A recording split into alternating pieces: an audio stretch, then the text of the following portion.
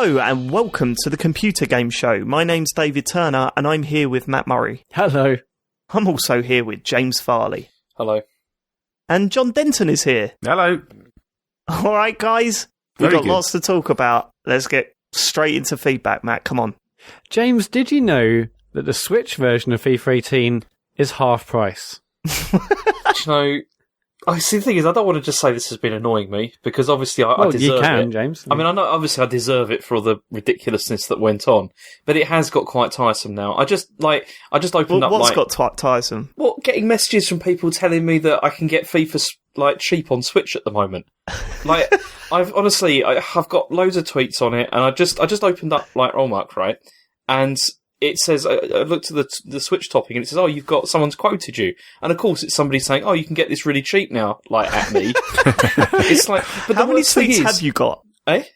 How many tweets did you get? I can't remember, but what's annoying, okay, about 5 or 6. But what's annoying about it 5 or 6? He's been bombarded. Still annoying, but what's annoying about it is the way that every single one seems to think they're the first person that said it as well. Yeah, but they haven't seen what other people have said to you. You can't have a go at them for that. Well, it's annoying, and it was it was irritating, but hopefully now we can lay to rest the fact that I'm not buying another copy of FIFA on the Switch. Well, nobody's going to tweet you now that you've expressed. Yeah, I can't imagine anyone tweet you with any FIFA tweeting deal. you about the discount on FIFA. In fact, any time that there's money off any version of FIFA for the next, I don't know, how many years you got left? A couple of years. I mean, really, even if it's a bundle, James, it's a great FIFA 19 bundle. I've got a console. That's a great bundle. It's half price. See, at first I tried to be nice, and just tried to reply and say no. So it's okay. I'm going to stick with what I've got to one person. But then after a while you start to get. But then after a while you just start to get I'm just going to ignore you because that's annoying. After a while, you can't talk like you're Kanye tweet. West getting hate for 3 days on 7 million followers. You had 5 tweets. 4 tweets. It was annoying, John. It was really annoying. And I've got a feeling it's incredible, really. I've known James for so long, and he's had so much patience with me. I mean, how he hasn't just fucked me off and just completely blocked me from his life is unbelievable. Because the shit I give him compared to 5 tweets, it's just he's got the shortest fuse with other people. I think I've just sapped up all his patience. It's insane. I don't know how that's happened. It is a bit odd. But, It is odd. It is odd. I cannot believe that you still know me. Go on. I suppose we need to talk about Wednesday night and the ridiculous fuck up that Dave did when he first edited the podcast. Dave, do you want to explain yourself? God, right, okay. Well, I mean, it's very, very dull. I've edited the podcast, and for some reason it cut out when I exported it. It cut out most of John's audio track. So when I uploaded it, everyone was going, "Where's John? You're just talking to yourself." And I checked, I was like, "Fuck." So I re-edited it. It took me an extra 2 hours. I was so gutted. When I finished editing on Wednesday, I was like, yes, I finished early. And then it took me an extra 2 hours to get that podcast up, because every time I uploaded it for some reason, it was just re-uploading the dodgy version instead for the new one. It's a boring story, and it was very frustrating. Story, but every week you say, look, I did the editing, just we need to get that right, Dave. Oh, all right. Matt, sorry, you questioned my work. Because yesterday you spent, was it about an hour and a half trying to tweet out this teaser picture that we were talking about? And then when you finally put it up, it was still fucked. There was some weird glitch at the bottom of the image. Yeah, I mean, glass houses! In a glass house, Matt! Shocking things about your glass house, you silly bastard! Anyway, we've got another email from someone. Was that not in there? That feedback's not in there about you fucking up? No, just my one, yeah? All right, well, okay, have we got any feedback about me fucking up? Go on. Yeah, my feedback is you're a prick. Go on. Well, it's also because nobody knew, did they? We didn't advertise the fact that also what you tweeted made no sense and everyone was really confused. I mean, you could have made it. That's the point. He said he kept changing the text as well, right? He kept saying, "Okay, well, first I'm just going to tweet this with Wednesday written down Wednesday. No, actually I'm going to do new announcement. Got a brand new announcement Wednesday." And we were going, "Okay, Matt, okay, go with that." And then it come up and it was just the date. I was just like, Matt's had another meltdown, a complete meltdown. Look, I just wanted to tell you where I was with things. I wasn't having a meltdown. I live for this shit. Anyway, Brad from Ira Go on. Yeah, USA. He's a new listener. Hey, fellas, I heard your show mentioned on the Play One podcast last month, and I've been really enjoying it. I've gone back and listened to a bunch of older episodes from the last year, and TCGS has quickly climbed the ranks to become one of my can't-miss weekly pods. For some reason, I can't hear American podcasters insulting and making fun of each other all the time. It really gets on my nerves. Because they don't do it. They sit there and they go, oh, yeah, no, you are right, mate. You are right, man. That's what they say, innit? You are right, dude. And then they go, yeah. And then, oh, I agree with your point. It's terrible. Stick British. Best of British. Right in. It is. Do that, I can't do that stuff anyway. Also, however, when I hear you guys rip into each other every week, it really warms my heart. Not sure why. Maybe it's the accents. Thanks for the show. And that's from Brad in Iowa. Cheers, Brad. It's always good to hear when someone else, we get a new listener, because I'm really sure where they come from, but now we know. Yeah, well, the Player One podcast has been very kind to us over the years, and a couple of mentions over Christmas and stuff seems to have dragged in our American chums. Come and join us. Eat my shorts. Cowabunga, dude. And then next, we've also got Lee from New Zealand. He's next. G'day, Podders. I've been a long-term fan of the show, although I struggle to explain exactly why. Yes, it's well-produced. Well, I mean, depends. It's well-produced, frequently hilarious, and surprisingly insightful video game podcast. But if you ask me to put a finger on why I like it, it's hard to say, but maybe it's the non-stop bickering. Like any group of mates, you never miss a chance to rip the shit out of each other, or jumping on a slightest mistake or fuck up, often delving months back into the archives to pick up any excuse for a piss take. It only works because you can tell you all genuinely like each other. Wow. And there's no real malice behind it. But it's one of the things that sets you apart from the rest of the 1001 identikit gaming podcasts out there. Cane and Rinse and other stuff like that. So I added that. The pylons are almost always instigated by Dave, aka the main one, but it's interesting to see how the dynamic has changed since the introduction of John Denton to the fourth chair. While Dave never misses a chance to come out swinging against Sean, James or Matt, it's downright weird that he has never, not once, ever had a pop at John, despite repeated opportunities to do so. He's not wrong, but go on. No, I have. I think I've had a pop at John. I didn't last week. First step and last week you came at me. You know what happens when you come at me. For me, this was a spanner in the works of the show. If the main one refuses to ever rip the piss out of the new one, then the whole dynamic is fucked. Don't get me wrong, John's been a great breath of fresh air, and I love his perspective on things. And if he's getting the absolute piss ripped out of him, if he's above getting the absolute piss ripped out of him, then what is TCGS really? 3 blokes making pot shots at each other and one with an invincibility cheat activated. Yep, that's the new subheader for the show. So very much. Well, do you want my explanation? Because I've got more. Oh, go on. Okay. What makes it even more nauseating is that when Dave was asked to name his favourite gaming journalism personality on Twitter a few weeks ago, he replied with, yes, you guessed it, John Denton. There's obviously a bit of a bromance going on here, and there's only one way to solve it. John and Dave either get a room together or getting 30 seconds to rip the shit out of each other and telling the world why the other one is an absolute twat. Clear the air, 10 in a jar for the satisfactory resolution of a sexual tension that threatens to ruin TCGS. Okay, right. So there is a reason why I'm a little bit easier on John, and I don't know if you want to hear this, John. I don't know if it's going to... I don't know. Oh, right, I'll just say it. Just say it. John is unable to deal with it as well as the others. That's not true. No, it is true. That's not true. And you know it's true. No. You know the difference it's true. is I give it back hard. No, John. No. In the week, you text us and said I was getting genuinely angry during that recording, and I'm like, oh right, okay. So are we gonna have? It's like walking on eggshells around you. Nah. And you threatened to break our necks several times. That's normal. It's true. I mean, I have noticed that like whenever we do news stories, like whatever John says, David automatically agrees. With whatever it is. Because I'm always right. No, that's not true. It is with the news stories. It's always like that, as this listener has noticed. It's pretty. Well, I mean, you're on my team, James. I thought we were a little team against these guys. I'm not slagging you off, John. I'm slagging off David. You two teamed up.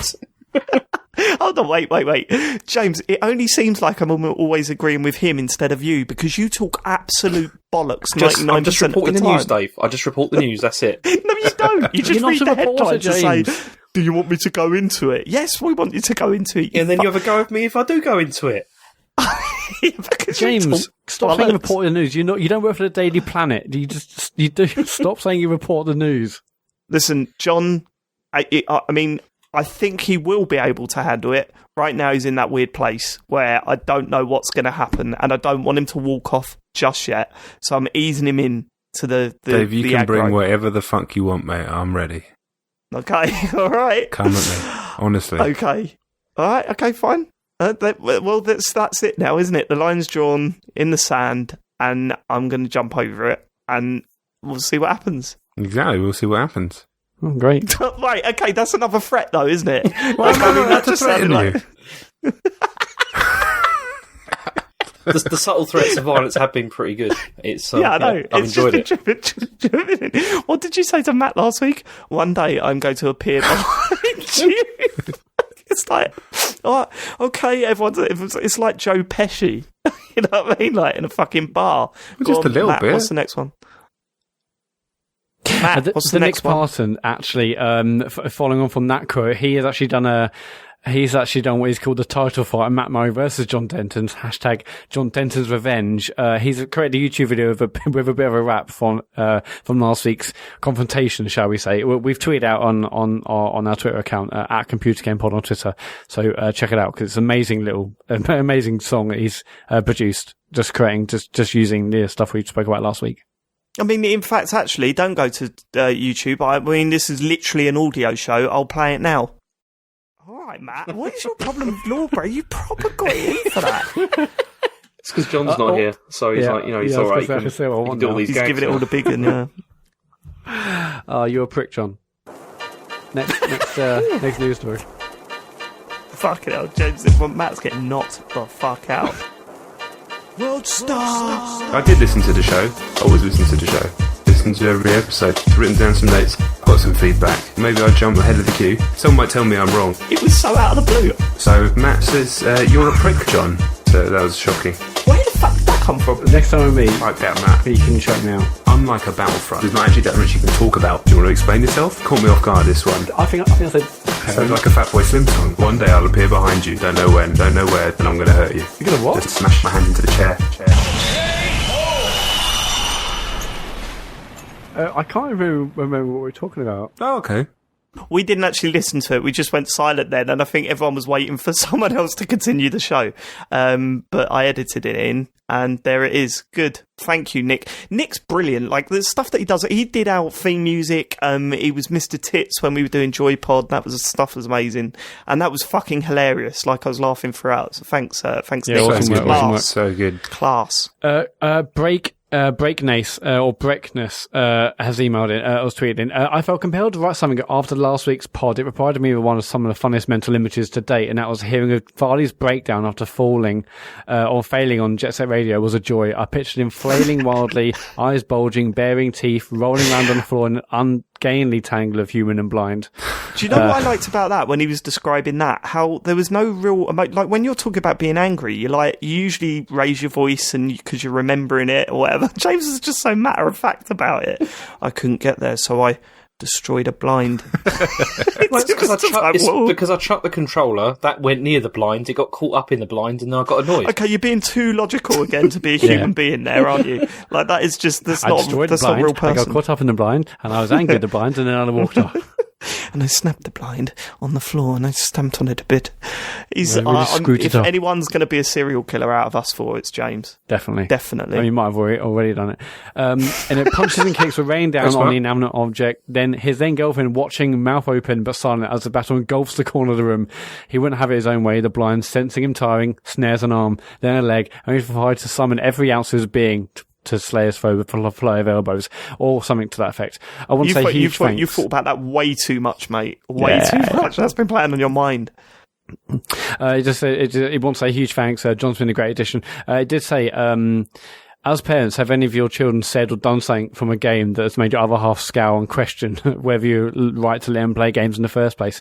He said he let his 6-year-old son play Metal Slug on Switch, and then his son kept saying heavy machine gun at every opportunity. Then he re-emailed us saying, having reread my email, not only did he spot a typo, but he's also worried that he made himself out to be a bad father. Don't worry about that. You didn't look like a bad father just because you let your 6-year-old play Metal Slug. I mean, it is a 12+, but... No, I mean, anything that Harry does video game related, Joe just like sort of sighs and gets the hump about it. But the worst was when the nursery, the person who works at the nursery, they're not teachers, are they? What are they called? Nursery workers? Assistant or whatever. Yeah, whatever. She turned around and said, yeah, we do need to talk about Harry. He's had a fake Italian accent all day. Yeah. And I'm not sure why. And Joe was like, yeah, no, it's Mario. He's being Mario. Yeah, but yeah, Elodie that has was the a most faux embarrassing American thing. accent. Probably something from Netflix, I imagine. She always saying No, that. you I wonder said that what before, haven't you? The YouTube stuff. Yeah, we've not done it. She doesn't. Well, but thankfully, the tablet broke, and then we don't watch YouTube anymore, which is good. But now it's just Netflix if she watches anything on TV. But that still means she has some faux American accent, which is really weird and embarrassing in shops. See, Harry's just watching, like when he's not playing Super Mario Odyssey, he's watching playthrough videos of Super Mario Odyssey, and I'm Ash is like going doing to the Joe. same. He started watching them on Amazon Video though. Because they've got What? them all on there. They're all on Prime Video. There's like loads of like Let's Plays of like Mario Odyssey. And like, Is there? Really? Yeah, On I Amazon? don't know what they're doing on there, but there's like a whole ton of them. And yeah, like because I went up there and I was like, "What's up next?" And the whole queue was just full of like Mario Odyssey videos. It's a bit. See, bit annoying. James is at that age now where I'm going, is he really on Amazon? Is he got confused? Because you know what I mean? He's Like when your definitely on dad Amazon tells you Video. that you've seen something on the internet and you're like, oh, has he? Or has he done seen he's it like, somewhere else and he's Amazon, confused? YouTube.com, it's all the same, isn't it? It's all with video. Dave, you can't say anything about sounding like an old person after Rocket League last night. I mean, what the hell was that all about? That was so funny. It's jolting. I was very tired. It keeps jolting. It keeps jolting. I can't play it. I don't know why you had that accent, but that's what happened. Jolting. You mean Were you lagging? getting angry last night? Because you went quiet for long I was just like, periods. why the fuck have I played Rocket League with Dave? This is terrible. I was I don't having know so what's much going on with my fun. internet. I was having so much fun. I don't know why I did that. We'll put that right. Don't It's worry, we'll put that right. It's jolting. Yeah, but jolting. then you were complaining about me having to restart my router, right? Oh, God. Which took, about 5 minutes. And then I said to you, you said, oh, should we play on PS4? I said, yeah, God, yeah, can we play on PS4, please? And you went, oh no, I've got a 20 gig download, download? No. I said, there's a 1.8 gig download, but it'll take forever on PlayStation because you know what it's like. But then I was like, oh no, actually, it'll take 7 minutes. And you went, oh no, long ting, let's play on Xbox. Oh, right. And then we were back I didn't to, see. it's I didn't jolting. see. That does sound like me, but I didn't hear you say that it's like You 7 didn't need minutes. to or hear see me. that. We were having a text message conversation. I don't know, John. I was tired. Right, next. Dave, stop fake Johnny newsing me. Ball, not that Johnny Ball. I'm very much enjoying the undercurrent of threats of physical violence that John has introduced to the podcast. Definitely gives it an edge. I mean, I wouldn't class them as threats, but Next. as in Oh, more I would, Valinor, but, yeah. weird episode this one. Was not expecting to hear about Matt Murray's homoerotic asphyxiation fancy of having John Denton choke him out. No shade, you do you, Matt. Also, Dr. Cena with the same thing. Feedback. Matt, really surprised to hear about his choking fantasy you have. And it's happened half a dozen times. Fantasy. Pretty sure it's not normal. And nobody else requests this when you're drunk. Dave, has this ever happened to you? What, has he ever asked me to choke him out? Yeah, No. or have you ever asked John to choke you out? No, absolutely not. I don't want that. Yeah, He came Matt, close why once did you when want we to were do in this, what's Matt? it? Why? I don't know. I just thought it'd be funny. I've never fainted or been knocked out. And I thought, well, this is a safe environment. I'm pissed. John's pissed. We're friends. Yeah, it sounds well safe. We're safer than getting knocked out outside a club. But so I thought, why not? I can't believe you haven't been knocked out I outside know. the club, to be honest with I've you. done so many things. I mean, yeah, I can't believe it either, frankly. Just like knocked out on a daily basis as you turn up on your electric skateboard with that beard and those shirts. Like, honestly, come live in Sutton, you get knocked out every day, mad mate. shit over the years, but that electric skateboard is unbelievably fun. I absolutely love it now. I also can't believe that while you got him to sort of choke you out, nobody filmed this. I just can't understand that. No, It makes that no is- sense. that is Because bizarre. I think David already passed out at that point, and then I wasn't there. No, I wasn't yeah, there. so, I came the next day. I think maybe Chet was asleep, and our other friends was. I don't know either, but clearly, No, he wasn't asleep. He was egging me on. why wasn't anyone videoing it? I don't know. It's such a good question, and there's no logical answer other than the fact that we were all too pissed to even think of doing that. But yeah, See, of I course. thought you'd have been all over that, Matt, because it had been all over Instagram and everything. You'd have been, Well, well up yeah, for but it. it would have been great content. Look, the but- moment's not past yet. We're meeting up again soon, so pretty sure it's going to happen. I've got to be really hammered for that to happen. And also, it does feel a bit weird now. There's a lot of build up. Matt is backing out. Shit, Matt is No, backing okay, out already. John, that's all. Matt, you're supposed to wait until you're just about to knock out to tap out. You can't do it now. You can't do it weeks in advance. Okay. Jake Invaders, I love that the game, again, this is my favourite bit of feedback from the week, so we'll end it on this. I love that the game is called Night in the Woods, but when trying to defend the fact he's played it, Matt says, I've done 2 of those night visits to the forest. So close, mate. I was like, God, you're so bloody right. I kept mentioning forest. Matt, are you ever going to go back to the game? If you not? or anyone of you listening wants to leave us feedback or comments Matt has just or whatever, completely ignored you there, James. He's just ignored you there. Mate, what happened? Right on with that.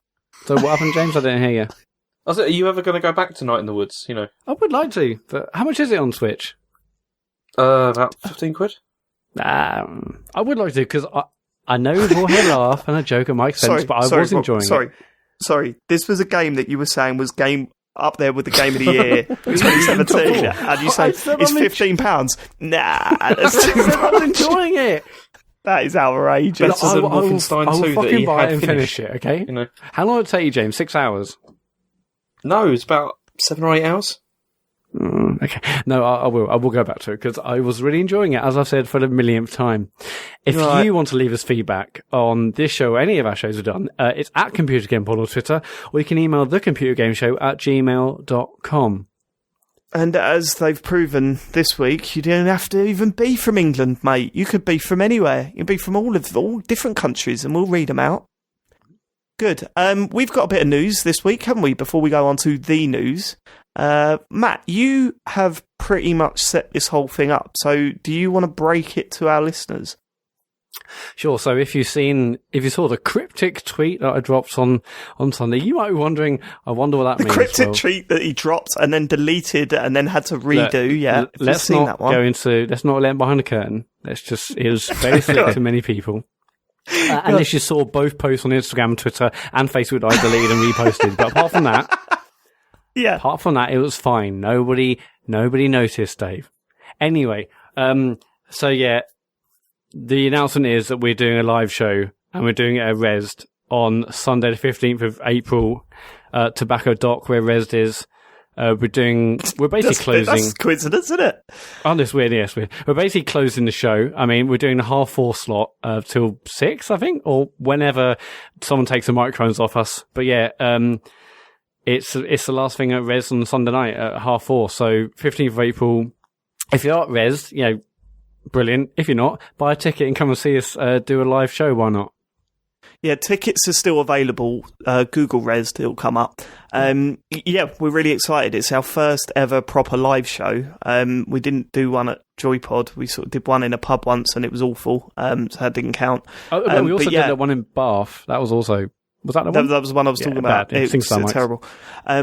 But no, honestly, seriously, we want to get as many of you people down there as possible because we're worried that we're going to turn up to an empty room. So please, if you are available to go to Res on that Sunday, buy a ticket. And then that's it. Once you're in the expo, we're in one of the rooms from, as Matt said, about 4:30. We'll confirm details and everything.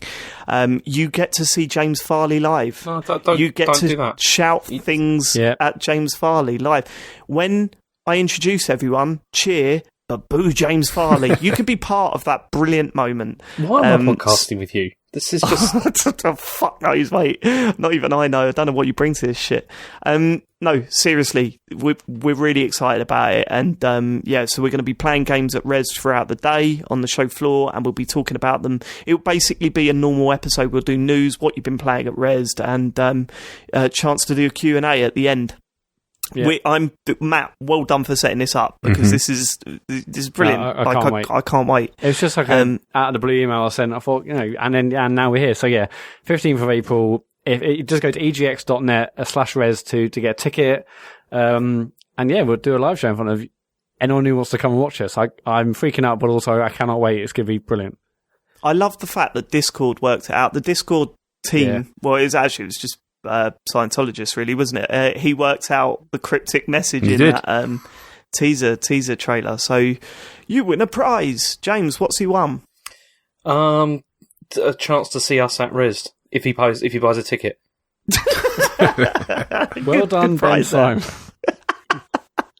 So make sure you're there Sunday, and let us know if you're coming, because we'll look out for you. And But yeah, we're going to be mentioning obviously a fair few times before 15th of April. But yeah, it'd be great to see any of you listening come along. But yeah, live show, be there. also, if I've done the calculations right, Yeah, I was going to do that actually. So how close is that'll it to be our our. 100th episode? I think that'll be our 100th show. So fitting, if anything. Special. Junior Spesh. Yeah? Junior Spesh you don't do. Junior Spesh you do.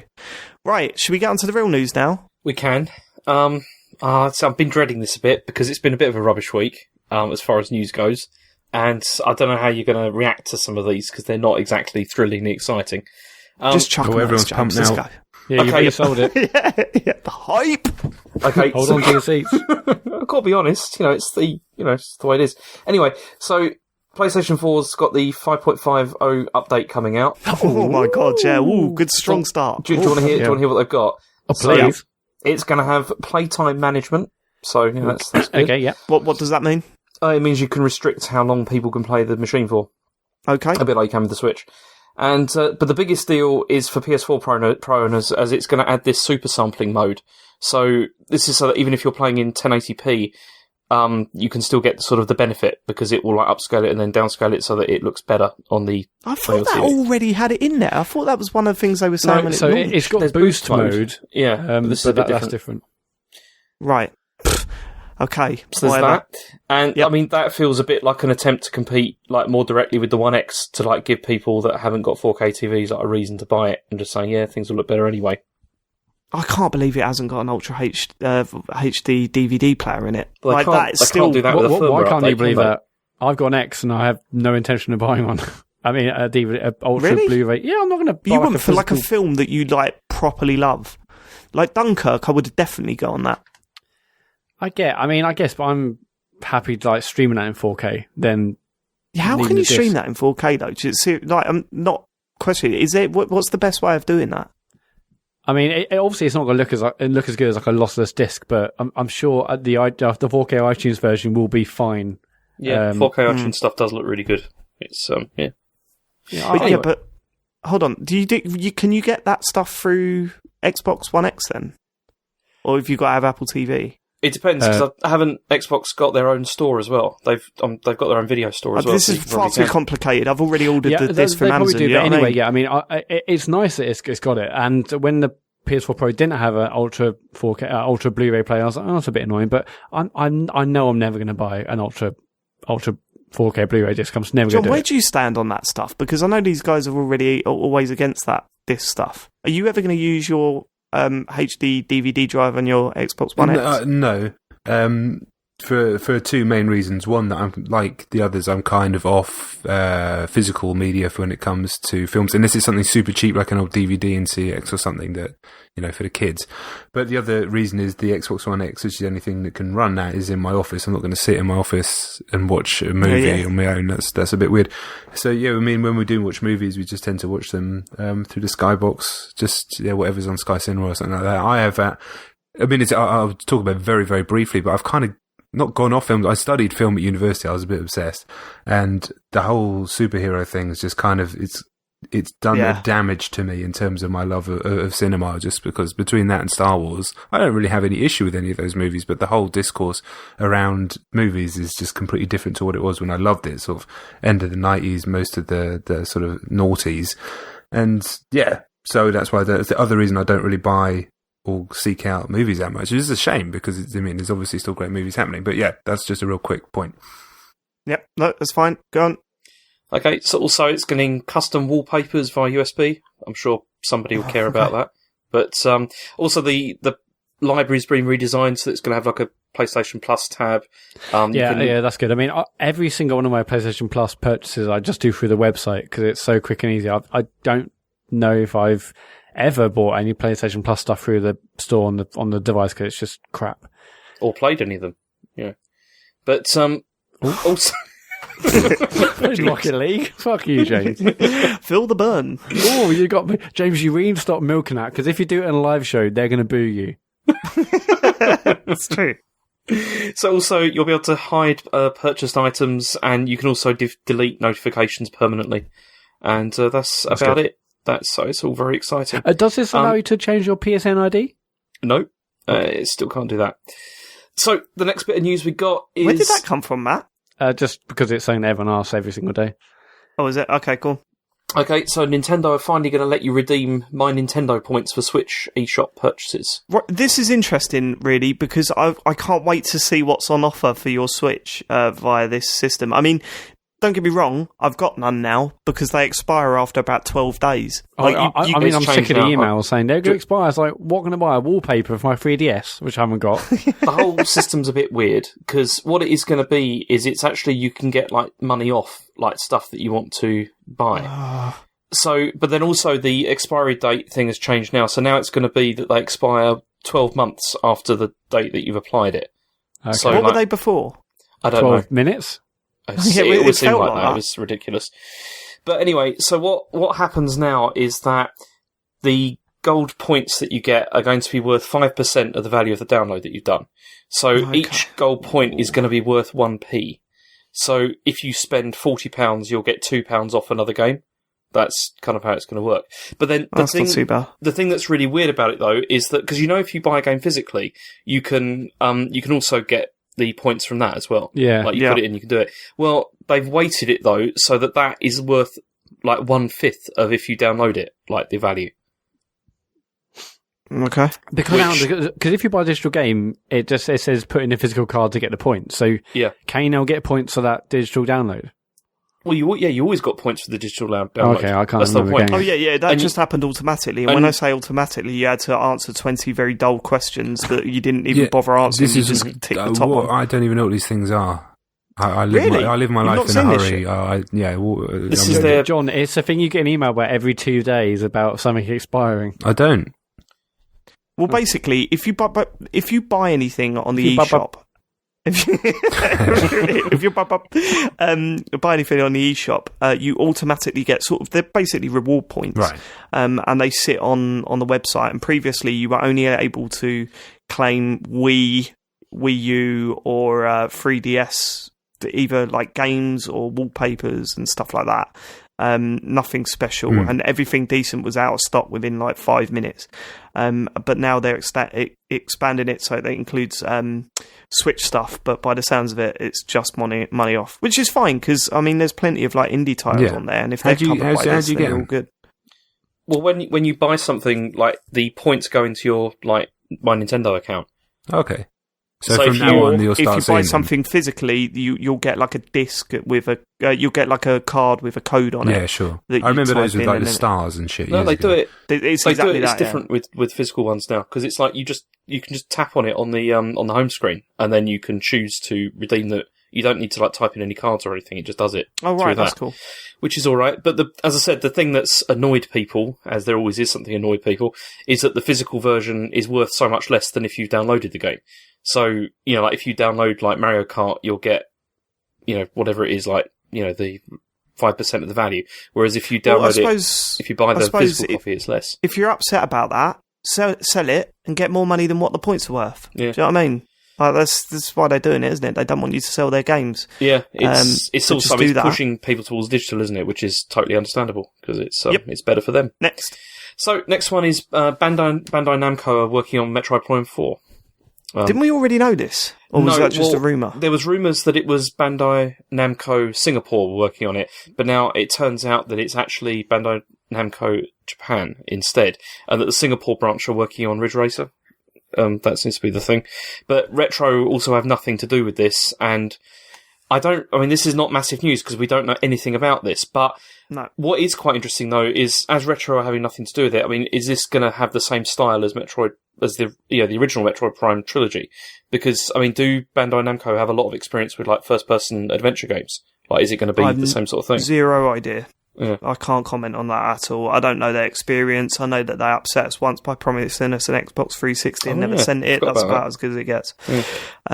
Yeah. So, John, any knowledge on that front?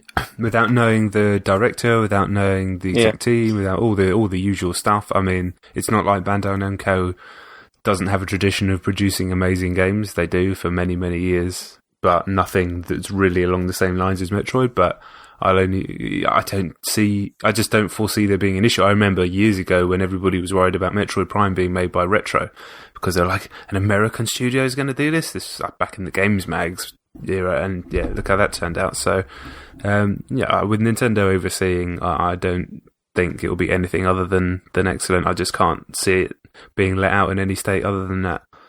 Unless it's another M, where that didn't work out so well. But that was when Nintendo was sad. I think Nintendo was depressed at the time, as like they're making some bad choices. Okay, cool. Okay, the last bit of news is something that Matt wanted me to put in. Right, James, I've noticed this. Right, the last 2 weeks, you're like, something that Matt dropped in, and then if it actually sucks, you're like, well, why'd you even mention it, Matt? But you're the one added to the isn't it? I mean, this story is okay. I'll read. Do you want to tell them what it is, or do you want me to? No, go on. Was this the one that's not from Eurogamer, James? I wondered how that got in there. This one's from... This one's from another... Weird, John. I went to a different website. It was Neogame or Polygon.com. This is another site that Matt visits. It's Pocket Lint this is from. And so this is, as I said, this is another one that Matt wanted, and it's another Can you stop saying that? I just got to make it clear what's happened there. Basically, it's called the Google Yeti, and it's another stab at OnLive or PS Now, but this time by Google. And the rumour, according to this article that Matt sent earlier this week, was that Google are going to release a branded console, and they're going to have like a cloud streaming service. How, Matt? If this is your story, well, someone told me it was your idea to put this in. Oh, really? How legitimate is this? What have they got backing up these rumours? No, nothing. It's just rumours right now. People are thinking it's something that's going to be available next month. I'm not sure where that's really come from.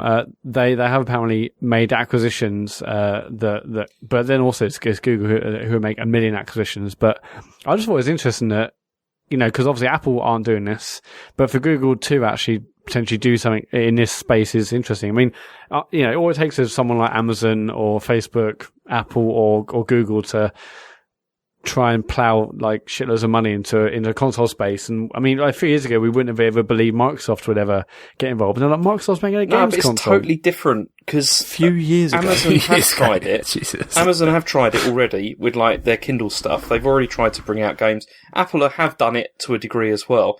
And it always ends up no one really cares because, I mean, let's be honest with this. Who is going to want to pay a subscription service to play a load of shitty Android games? Like, who's going to want to do that? No one that I know.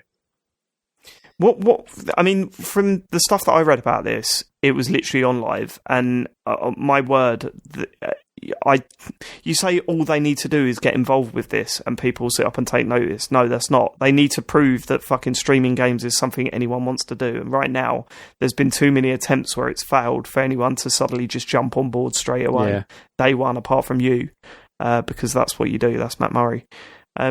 Yeah, so, okay, whatever. So the news story there was Google might do some streaming thing. Yeah, I just thought it was interesting. I thought it was worth mentioning or not mentioning. Whatever.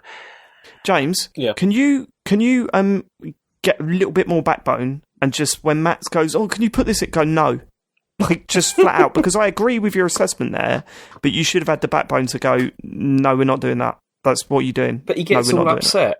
Like, he gets really annoyed if Who cares? Is he not upset? It doesn't matter. Annoyed. I mean, Has he upset you? You remember there was all that with like the emails and tweets before, where he's like, if you don't read every single one, you get, he got all really upset about it. Yeah, but this is the point. This is what gives you the backbone to tell him no. If it was easy, then you'd already be doing it. Yeah. Yeah, sort it out, James. This is on you, if anything. No, I'm not turning this on you, James. I'm just saying, this for next time. This right, is your fault, okay. James. No, okay. Sorry, is that it? No, okay, that's enough. Is that it? Do you know what? I was actually excited about that story as well because I hadn't read it. I thought, oh, this sounds interesting, and it was crap. It wasn't even a story. Thoughts, John. It's a crap story, John. Seriously, was it? It wasn't. I mean, the summary I gave wasn't even worth it. It's terrible. Okay, let's move on. Okay, cool. Should we get on to what we've been playing this week? Yes. I think we should probably start with James Farley. Okay. I've actually played a lot of stuff this week. I know, you've got the graph going on there, James. Yeah, although, to be fair, me. the last two I haven't played that much of, but the first two I've played quite a bit. But Resident Evil 7 I've now finished. I played it, finished it last week. I gave How up. wacky does it get? Because Resident Evil games go off the rails, right? Not particularly, actually. It stays pretty straight, through the whole thing. I mean, you finished it as well, haven't you, John? Yeah, I finished it back last year. Yeah. I mean, I gave up on the VR pretty much very early on because it was just too much for me. Same. I mean, I talked about it a couple of weeks ago, but I just found the tension unbearable, and I just couldn't do it.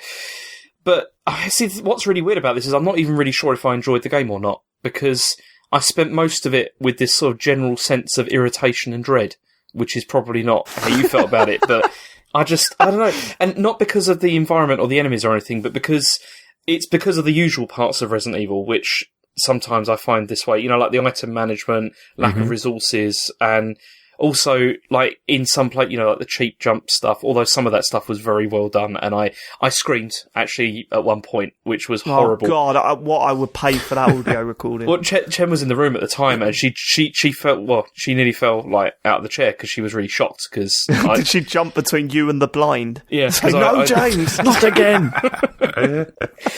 But no, it was a properly horrible moment, and it's just because the way they did it was so well done, because it was I thought I was safe, and then something happened, and it was just horrendous.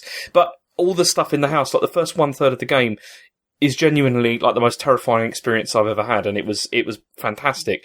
But I think other people have already said this, but it's once I started to stock up on the guns, it became far less scary. Yeah, I hear it settles into a regular Resident Evil style game after that.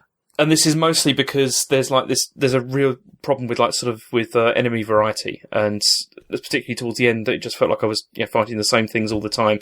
They ceased to sort of really be scary. I mean, it's good, but I just find it really hard to recommend because I felt like it was a bit of a slog personally. But I mean, how did you feel about it, John? Because I presume you probably liked it a lot more than I did. Well, I don't know, to be honest. I mean, I felt when I came out of VR, which is probably about a quarter of the way through the game, I spent the rest of the time thinking, this isn't as good, it isn't as intense, it isn't as scary, I'm kind of letting myself down a little bit by playing it like this.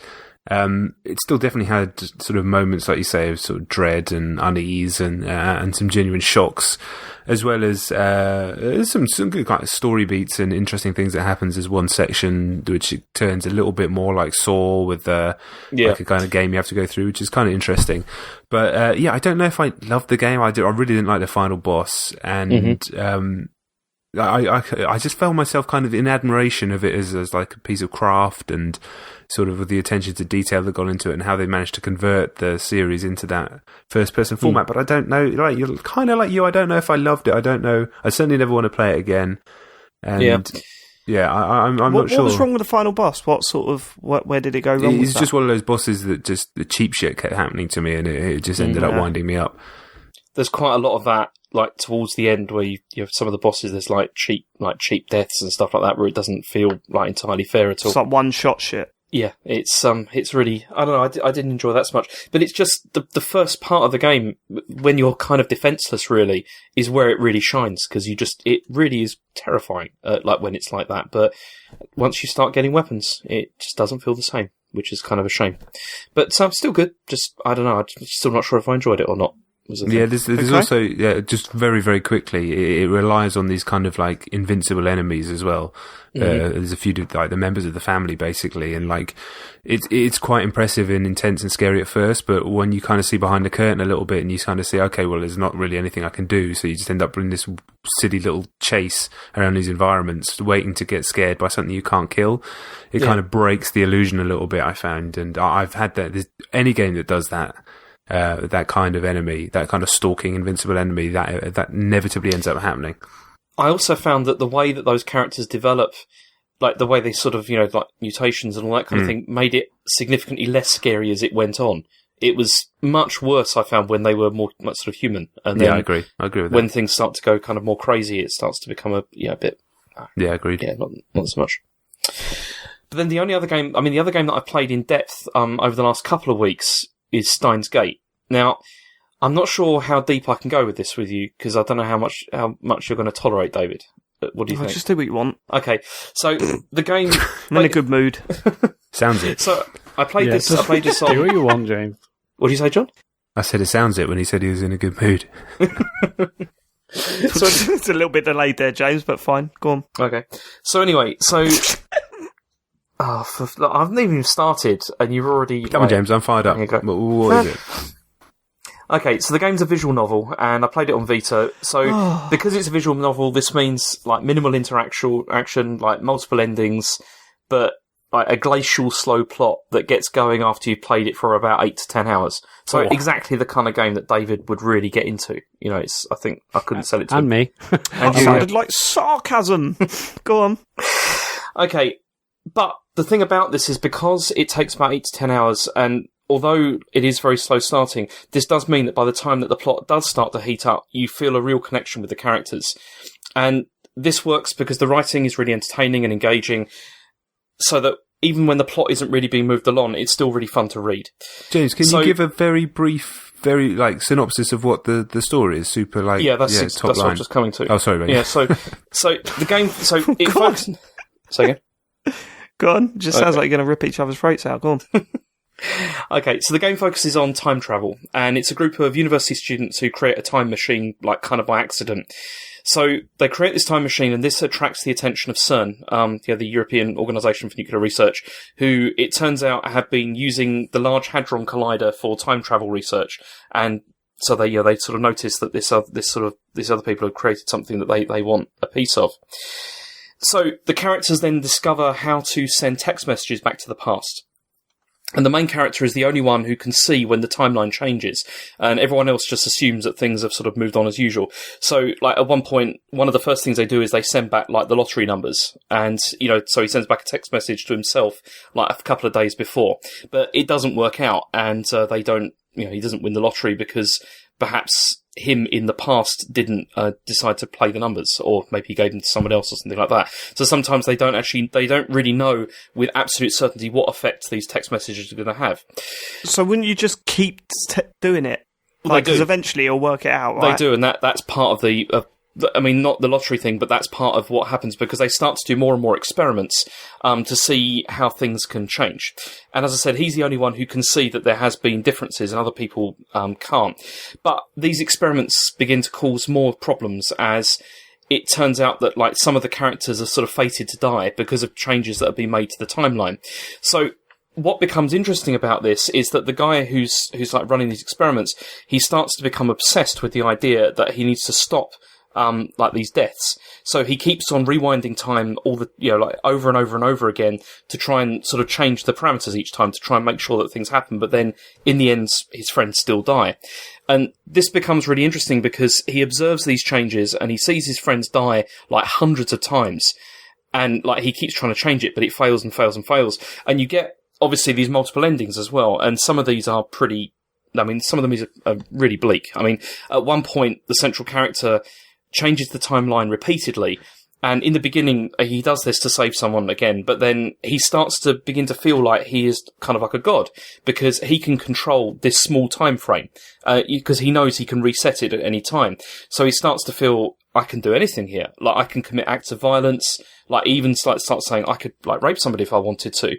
And fucking hell. Yeah, exactly. And he starts to like rationalize this as being like, this is a perfect crime because at the end, I can just reset this day and go back again. They'll never know I've done this and start again.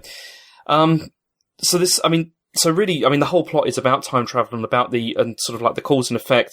And it brings in this idea of there being like this many worlds theory and this idea that like, the idea for every decision you make, it has branching sort of consequences and how you can maybe manipulate that if you can control time.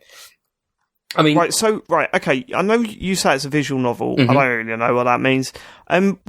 What sort of influence have you got over the story or the events that unfold? Like, what are you actually doing? Are you just clicking to the next bit of the text, or are you actually involved in any way? I mean, it's less interactive than, say, Phoenix Wright, in the sense that you are just basically reading. Like most of the time, you're just clicking through. But there are key points where you do make decisions, and this is usually decisions because the decisions you make using you have a cell phone, and you can decide like whether you're going to send a message back or whether you're going to call somebody at like a critical moment and stuff like that. That's how it creates the multiple endings. And but it's like how can you connect with a character and get into the story if he's doing such like horrific shit? Well, no, because that's just one possible path. But then what happens here is you don't connect with them as being like, I sort of sympathise with you, but you start to like think about how like the sort of the toll and the effect this is having on him. The fact that he's sort of repeating this over and over and over again, and how this is really just warping his mind. And but then again, that's just one possible ending. There are other ways that you can go with this, and this is one of the slight problems with the game, because when you start to get to the conclusion, it starts to veer into that like which cute girl am I going to save territory, But then that's only for some of the endings. For other ones, it has much more sort of satisfying sort of conclusions. But I mean, the reason I really love this is because you are basically just reading, but the music is fantastic and like really, really creates the atmosphere for this. And I don't know, I just love visual novels. I just find them very engaging to sort of play through. I mean, they're the perfect kind of thing to just sit down and just like sort of read through. Visually, they look pretty good, but I know they take a while to get going. But this had a very engaging story. I mean, I really enjoyed this sort of different aspects of. Is this only on Vita or is this PS4 other platforms? I don't know. I mean, I know it's on Vita. I know it's on PC as well because it's on Steam. There was also Steins Gate Zero, which came out a while ago, which is like a sort of a prequel to this. I mean, this was an anime that I'd seen. I mean, I saw it a long time ago, the anime version of this, and I'd kind of forgotten like most of the detail. But that's the other reason why I enjoyed this, because of the fact that you can start to look at sort of different conclusions and different ways of sort of taking the story. And I mean, as I said, with the thing with visual novels is this. I mean, I think this game is a good place to start, but you just have to be really aware that it takes a really long time to get going. But part of the fun of that is it builds up this sort of the connection you have with the characters, because you see, how they sort of interact with each other and who they are. Are you supposed to do them like multiple times? I think so, yeah. I mean, most people. I mean, this game has 6 endings, and I not cheated, but I got 4 of the 6 because, like, when it comes to like key decision points, you can sort of just save and then go back, and that is weird. How you just instantly said I did not cheat. Like, what? Well, no, it's not cheating. It's just seeing different conclusions. It's just seeing how the story plays out in different ways. I mean, it's a bit like like those cheat code. Well, no, it's like the Choose Your Adventure stories where, you don't just like read through it once and then never read it again, do you? You go back and see what the other choices you made and how they could have been affected. Well, you don't read them and then go and hang out with the cool kids. That's what I did. Right, okay, fine. But go on. I don't know, it's really good. I enjoyed it a lot. It was an interesting story, well told, I thought. Cool. Alright, I'm not going to play that. Next. No, I wouldn't recommend you do. So the other game I've been playing is another game that I wouldn't recommend for you, which is Xenoblade Chronicles 2. Which I started playing about 3 or 4 days ago, and I'm only 2 chapters into it, but I'm not really, I don't know, I'm finding it hard going, to be honest. It's, What, in what way? Well, the story isn't grabbing me, which is a problem, because that's the only reason I really like playing, like, what is the story in a game like that? Well, like, what's the idea behind it? What, behind Xenoblade? Yeah, like, what's the point in it? At the moment, I'm kind of struggling to think how to explain it. Because it's not a simple premise, that's sort of. I don't want to explain it because it's really boring. Actually, I didn't find find it very interesting. But the other thing that I really hated about it is the way it brings up these tutorials like constantly. Like you're playing it, like in the first chapter, they just keep bringing up like these tutorials where it's just like pages and pages of text, but with no context at all as to what they're talking about, like really. So it will say like, oh, if you combine this one with this one, then it can do this. And then, you need to make sure that you equip this with this. I'm like, I don't even know what any of these things are. And you're sort of explaining it to me in this way. It would have been I just prefer it if they have like systems where you can explore them yourself and then try and figure it out. But they really sort of try and teach you everything in this sort of, in this sort of format. And I really didn't like it. I mean, is it turn-based combat? What style of game is it? No. Again? Not really. I mean, it's not turn-based as in like old school sort of Final Fantasy turn-based. It's you run up to somebody, choose like battle or whatever, and then it does like auto fighting, and then you fight where you have another person which combines with you. Where it's really difficult to explain. It's not complicated. It's just not very interesting. I don't care about battle mechanics hardly ever in games like this, and that's why I'm having problems with this game. Because So are you going to continue? yeah, I mean, because the thing is, I was told that this week there's an easy mode like patch coming out. So if I can play it and I can just play for the story, then that's fine. If the story's any good, but yeah, I don't know. I just don't find this kind of thing like terribly engaging. I mean, it looks sometimes amazing, but also sometimes really rough. And it's mostly noticeable if you play it in docked mode. Like, sometimes you look at it and you think that looks really, like, in places like Mario Odyssey kind of good, but then it's all, like, really juddery and, like, stuttery and doesn't look that great. And in handheld, it always just looks rough. But I don't know, I'm going to stick with it and see what happens. I know this is a terrible write-up, but it's just... No, not love like this that. game. It's just it's like I was expecting you to say, oh, it always looks decent in handheld mode, but no, it looks rough in that as well. It always looks rough in handheld, but it's another one of those games, though, where I know that I need to give it more time because I'm only on the second chapter, and as is the case with most of these, like, you know, Japanese developed RPGs, you have to, like, give it, like, a lot of time before things start to get interesting. 20 hours.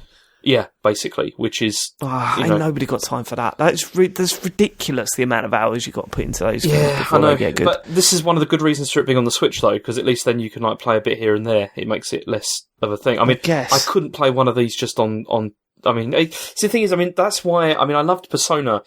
you know, like on like PS4, and the reason I loved it on there was because that had like an easy mode as well. So you could just like, if you wanted to, there is the combat which was really well implemented, but also you could just ignore it if you wanted to and just focus on like the world, which was what I enjoyed the most thing about it. It's yeah, I don't know. Right, but the final game you've got written down here, I'm quite excited to hear you talk about. And I know you're going to say I haven't played it for, you know, as you haven't really played it to form a full opinion. John, you've been playing it as well. Mm-hmm. Shadow Colossus remaster. When I talk about my favourite games of all time, Shadow Colossus is definitely up there in my top 10.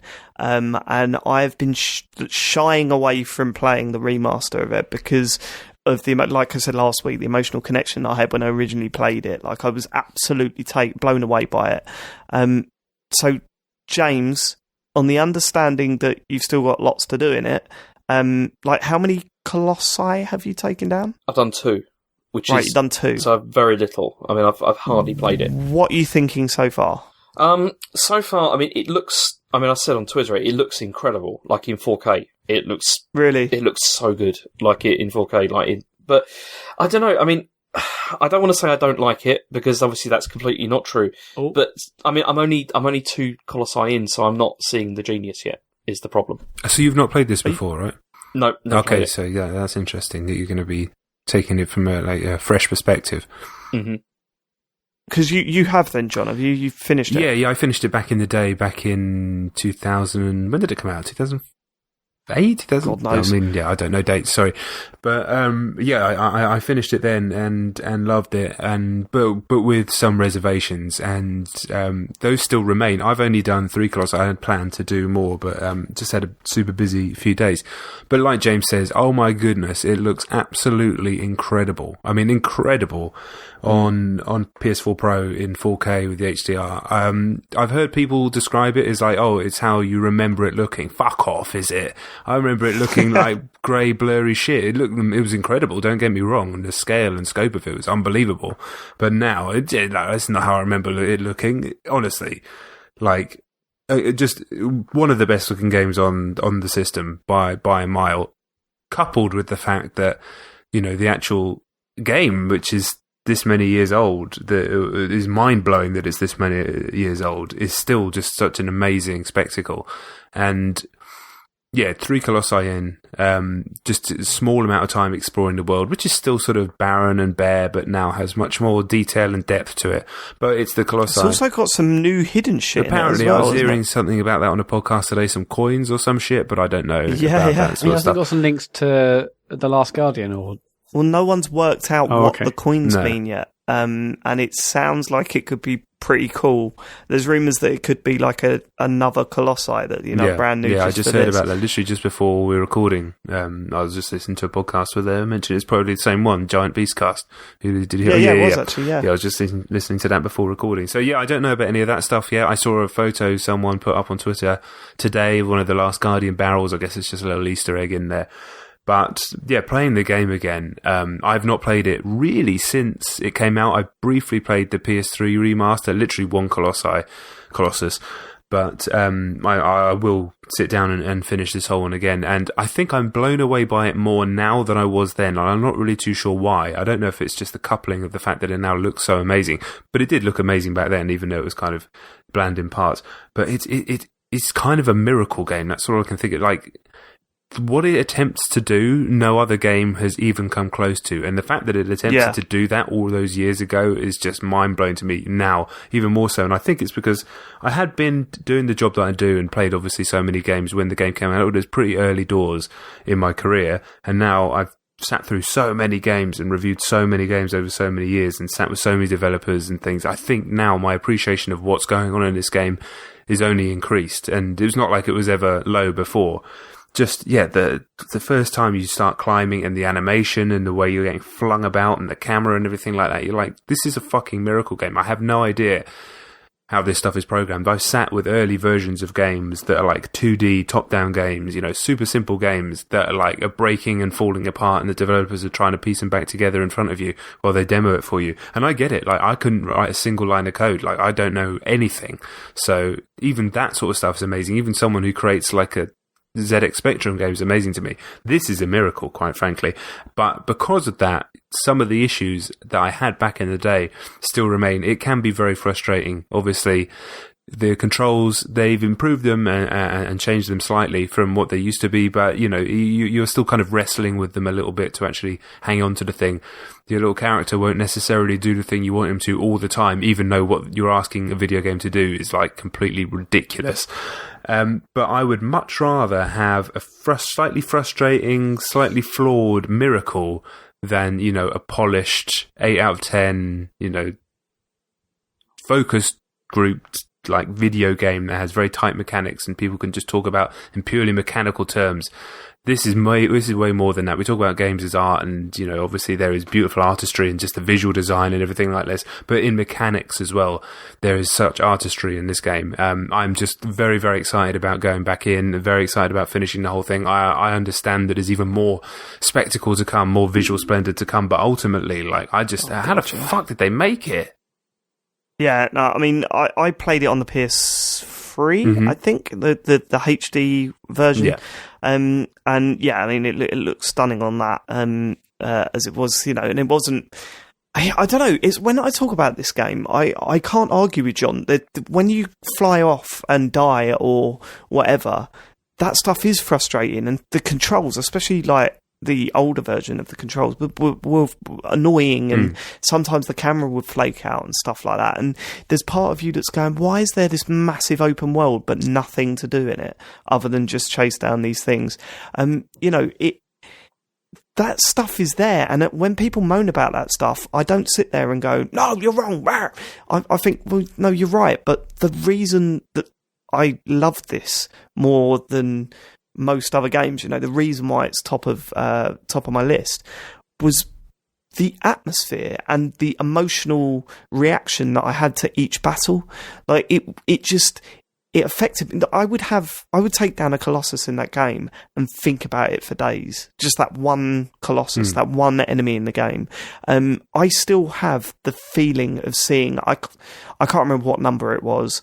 I'm not even going to spoil it because I don't want to spoil it for James. But there's one in there where I approached it, and for the first time, its haunting sort of image and the distance away from it, and everything sort of just hit me. And the music is utterly incredible in this game. That started building up in the background, and I was just like, whoa, that is one of the most insanely effective experiences that I've ever had in any medium. Like, it blew me away. And then when it gets closer, that that I don't know, it got me in the chest, you know what I mean? It was like fear and excitement. Like I felt like that boy standing in front of this massive, great big thing. I'm always weird with scale anyway, I've mentioned it before, and that sort of just really tapped into me. So, yeah, I mean, the first one is obviously a bit of a tutorial, Colossus James. The second one is like, it starts to get you in the mood, but I think it's around 5, 6 that it really starts to feel like, because you understand what you're supposed to be doing, and you're focused on your job, and that's part of how the game gets you, and part of how it flips it on the head later on. Like it plays with you beautifully. So yeah, I mean, all I'll say, you're 2 Colossus in, you're not too sure about it yet. I think that's a good sign, because I think if you hated it by now, then there's not much else that I can do but to say, you know, maybe it ain't for you. No. But I think the fact that it hasn't totally turned you off is a good sign, because I think after 2, I was kind of like, what is this game? What is it? Like, I don't get it. And then all of a sudden you get it, and you realise that it's actually a fucking masterpiece. Yeah, I really want to play this. I certainly don't hate it, like, in any at all. It's just figuring out what's going on, really, is the thing. I think it probably didn't help that I was playing it, like, during the day, and there was, like, kids running around and stuff like that. Yeah, you need headphones. Yeah, you need to get engrossed. Stuff. Definitely. Yeah. So this game's way less frustrating than The Last Guardian, you'd say? Like, just ridiculous. You can't even compare. Yeah, I mean, it that gets on your nerves, thing. but there's no comparison. Yeah, I just know. Honestly, I wanted to smash that little catbird in the face. Like, honestly, awful little shit. Excellent ending, crap companion. Like one of the worst companions in any game ever. Yeah, I did enjoy that. I would like to play this, because I haven't played this. I didn't play this or Ico or any of that sort of stuff. So I would love to play it. Because I know I'd love it as well. Because I enjoyed I enjoyed The Last Guardian for all its faults. Ico's harder to go back to. That game done some PS2 level shit, like that it can't get away from, the save system. Yeah. And I remember the HD remaster, like, I wanted to play for, because I never completed Eco or Ico or whatever. But I did get quite far into it, so I went to play the HD version before Shadow of Colossus. But there was it took ages to save the fucking game, and it was just, it was infuriating me. So I sort of checked that in, but. Shadow of Colossus, man, fucking top game. Well, this is it, man. This there are many reasons why I play video games, from hanging out with mates playing Rocket League, apart from last night's Rocket League, from mechanics, a million different reasons. But the main reason I love video games, the main reason I've made it my career, the main reason that I'm still obsessed with it, is stuff like this. The feeling, exactly as you described, the feeling of like that incredible scale, the feeling that you're being invited into a world that you could never possibly see, that could never possibly exist, an experience you could never possibly have. That's why, I truly love video games, and this is almost the pinnacle of that. But might come back in next week's show and say, 6 Colossus in, it's shit. But I very much doubt it. I very much doubt it. Matt, can I just diverge off this? I mean, Matt, did you ever try the VR version of Last Guardian? No, I didn't even download that demo. Did you? I did, yeah. What was it like? What did you do exactly? I really hated it. It was just really confusing. I only played it for about 5 minutes or so, but because it's all like fixed perspectives and stuff like that, and it just it made me feel a bit ill. So I didn't replay it. Did you try it? So it's not first person? No, I've not even stuck that thing on my head for ages, unfortunately. Mm-hmm. But I've been meaning to give myself like a bunch of assignments to do in PlayStation VR and get stuck back into a few bits and bobs. So I'll do it at some point, I'm sure. Have you tried Farpoint? Yeah, I have tried Farpoint. It's terrible. It's not terrible, John. Actually, there's no game coming out very soon. I think it's called it's some military shooter, but that also uses the PSVR gun, which I'm really looking forward to trying. You've forgotten the name. It was in your game of the year, the aim controller. You've forgotten the fucking name of the controller, thing. Yeah. Aim controller. I saw that Amazon were doing a bundle of that with Farpoint for £40. Is it worth it, John? Farpoint isn't. The aim controller is Ace, though. So, it's worth it for other games that will come out for it. Cool. All right.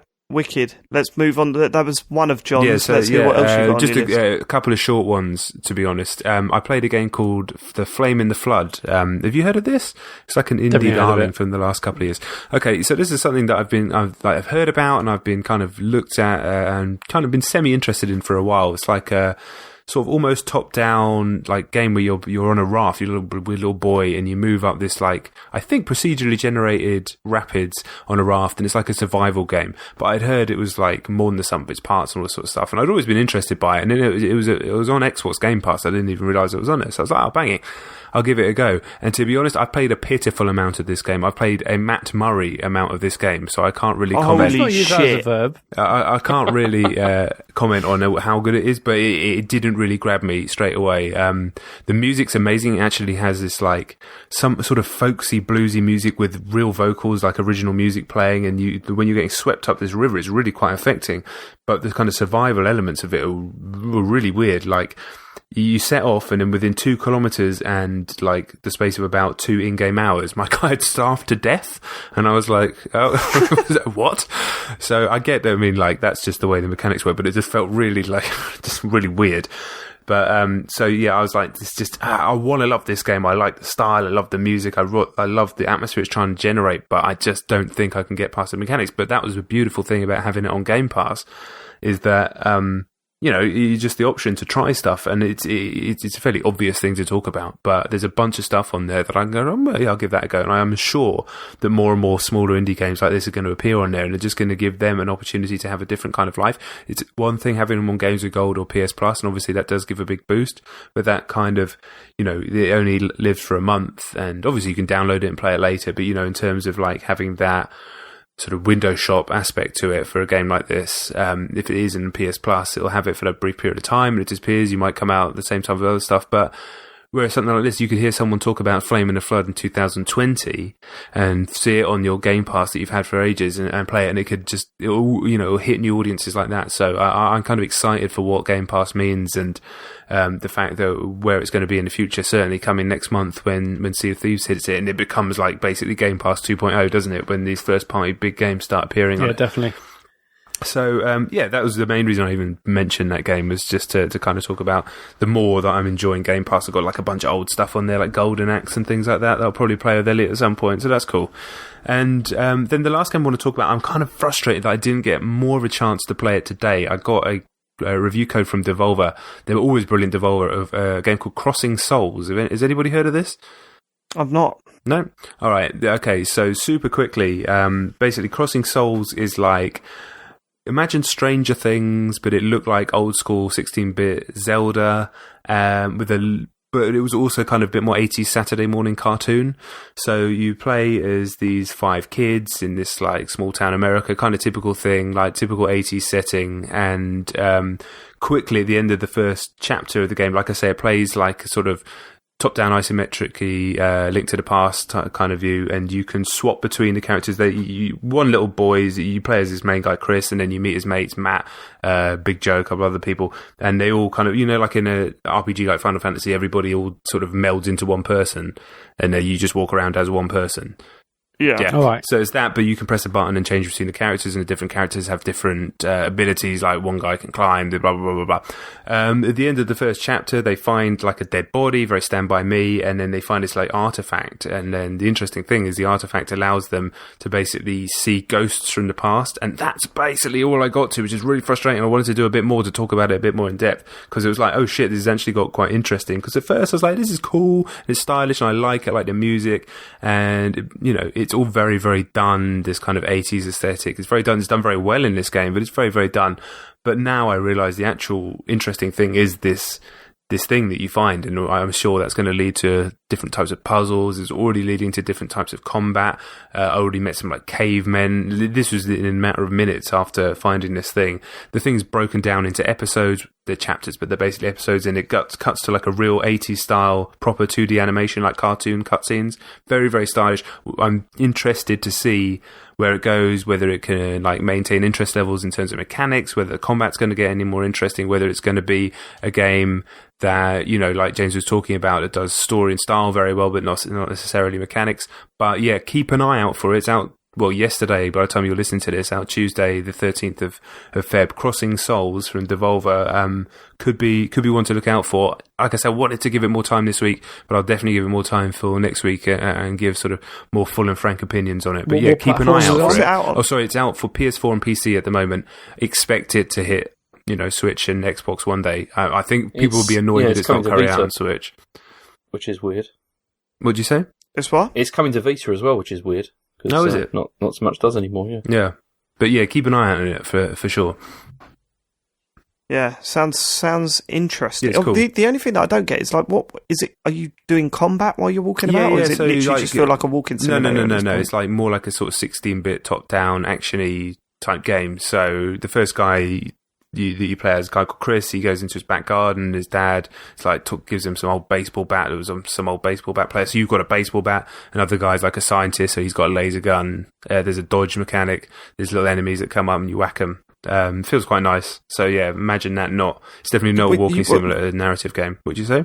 When you say like enemies come up, what sort of enemies? Are they like snakes in the garden? Like, how does it work in this story? I'm so early that it's nothing. It's like you kill some rats in the back of a restaurant at one point. In the first chapter, some spiders came. Like the fucking basic as shit. But to be fair, the first encounter that I had after I found this artifact, this central like MacGuffin to the story, were a bunch of ghosts of like fucking creepy ass dead bodies being manipulated by a creepy ghostly like priest. Looks like a kind of Bloodborne character with a hood, like Resi 4 priest type deal. So it's going to go some places, I think. Yeah, it sounds good. Sounds pretty good. Right. Okay. I've played through Rime. Oh, you did the whole thing last week. Sorry? You played the whole thing, did you? Yeah, Nice. I started it Thursday night and finished. No, started it Wednesday night, finished it Thursday night because it was on PS Plus. Mm-hmm. I have to say that I enjoyed it. I will say that. Well, hear me out here, Matt. I do feel kind of that I would have enjoyed it a hell of a lot more had I not heard you talk about it. I feel like that about a lot of things. What I mean by that is one of the main points that you gave, like when you were talking it up to me, one of the things you kept saying was that the ending reframes everything you do, and you look back on everything you do and everything you saw, and it gives you a new perspective on it. Yeah. And I don't agree with that. I think I thought the ending was wonderful. I thought the ending was absolutely wonderful, and I'm not going to spoil it for anyone who's not played it. But I think it was beautifully done, and it choked me up, and I thought it was really just, it was almost perfect.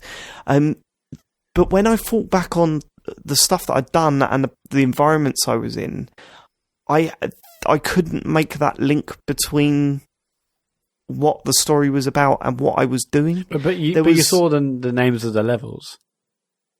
Yeah, right, okay. Which confuses things even further because you don't know what perspective things are being taken on. And sorry we're talking around it, but if you've completed it, you know what we're talking about, so it's fine. But yeah, I saw the titles of the levels, but you were saying everything you did, you look back on and go, oh, that means that, and that means that. And it doesn't have that connection. I don't know where you've got that from, unless I've missed something. I'm sure you probably haven't. It's just that obviously before, I mean, yeah, obviously you talk around this, but you're just playing levels of a game, and then when the end happens, and then you find out, what levels are called, and then you try and look, you sort of. So I think because you said that, I'm going throughout the whole thing thinking, what does that tower look like? Oh, no. It's just like the general theme of each level. And then when I'm playing with light and time, I'm thinking, what does that mean? How does that link to something that might happen in the story? And then when the story was revealed, I was like, oh, it means nothing. It's got nothing to do with that. And that's when I kind of, so as much as I enjoyed it, and I do think it's a great game, like, I think Sean had some valid points. There are moments in that game that are really just not very well done. The bird bit in particular. And it's stuff like that. It's like there's that bird bit in there and it's so prominent. And then when I think about the story and how that's linked, it's not. And I kind of think, okay, so that was, I guess that was the disappointment. I went through the whole game thinking it was one thing based on what you'd said. Yeah. And it wasn't. I mean, it doesn't reframe every mechanic. Like, mechanics are just mechanics in certain areas of the game. But I think when you start the game and you see the environment, you think, okay, well, this is this environment and it's, it is what it is. But obviously after you finish it, you realise actually that's just something else potentially. you look at it with a but not potentially, because it's not really linked. There's nothing in there. There's no foreshadowing. Don't get me wrong. I worked out what the story was before the end, because the further you get into the last level, the more obvious it makes things, which I think is intentional. But what I'm saying is that for the 6 or so hours up until that point, I was going, okay, that stuff wasn't really related to what you're going through. Yeah, we need to have a spoiler chat about this, because I feel like... And it's like take for example, you were talking about the title of each level, right? What each level's called and its significance. That's fine, but the titles don't relate to anything that's going on in those levels. I think they do, but especially towards the end. They do. In terms of... Yeah, towards the end, I think that last level, is more related to the story but even than the any of first the one, others. I think the first level definitely. If you, I'm obviously I can't say anything because it's going to spoil it. Yeah, but because they change doesn't like the sort of the theming of each level it does sort of match that, like in the atmosphere that they create. I didn't find that at all. I didn't make that connection. If you'd Especially- not known the name of the levels, then you wouldn't have gone, that reminds me of this. oh yeah, no, and I think that's true. Yeah, I wouldn't say that definitely reminds me of that, but afterwards you can say I can see how that links to that theme. I can see. I think there's various ways to look at each level and say works with the theme, but I'm not saying like every mechanic changes on its head. And That's what you did say, though. I didn't say every mechanic, because there are those things. No, I went back and listened to the end of the year show, and you said after you complete it, you think about everything you see and everything you do, and it changes your perspective on it. Yeah, but I mean, not on the mechanical level, but I do think lots of things you see and do are changed anyway. But we're talking around it. But I don't agree. James, James, but other than how do you that, think? I thought it was an excellent game, and if you've not played it, it's on PS Plus now, so go and check it out, because it's got some beautiful visuals here and there. Sometimes it looks a bit, I don't know, not basic, but sometimes I think the art style doesn't really work with the environments, but they're rare. For the majority of the game, the art style works incredibly well with the environments. So especially the opening level and the last level looks absolutely stunning. Some of the puzzles, like it's full of puzzles. The puzzles are pretty easy. If you get stuck, you're overthinking it. What I mean? It's that sort of game. And it's a lot more linear than you first think it is. At first I think you think it's quite open world, and then it really does push you down a tunnel. That's not a criticism, that's just what the style of game it is. So yeah, I mean, had it not had that excellent ending, it would have been harder to recommend, because it's very straightforward with things. But it's worth playing through to just experience it. Just don't expect this massive twist. Just sit back and enjoy the story, because I wish I hadn't have expected either a twist or looking around at every bloody tree and seeing if they line up. Does that mean something? Because that's not part of it either. Sorry, you asking James something? I was just going to say, like, which way do you sit on this, James? No, I kind of agree with Matt with some aspects of this, particularly with the level naming that you see like towards the end. Because if you then look at like the art style and everything they use in each of those like different stages, it does fit the emotion that it's trying to like convey at that point, I think. Yeah, but none of the actions that you do. No, it's that it doesn't do that. It's just the. Was that it? Yep, that's all. John, you've not started this yet. No, I've actually got it on both consoles now, because it's on Game Pass and obviously on PS Plus. But just don't play it on Switch. It's a mess. No, I'm not going to do that, because I've got it on the other two. But I'm going to play it at some point, definitely, because I kind of wanted to play something that was on everybody's Game of the Year list from last year. Certain games have got in the way, plus Life a little bit in January, but I still very much intend to play this, and very much intend to play Persona 5, which I've got sitting there on the PlayStation as well. And then I did... Well, I'd say play this first. I mean, get it done in a couple of nights. So, and I think you'll enjoy it. Just probably, I think you might agree with me more than Matt. Yeah. But is it 4K? Is it 4K on PS4 Pro? I don't think so.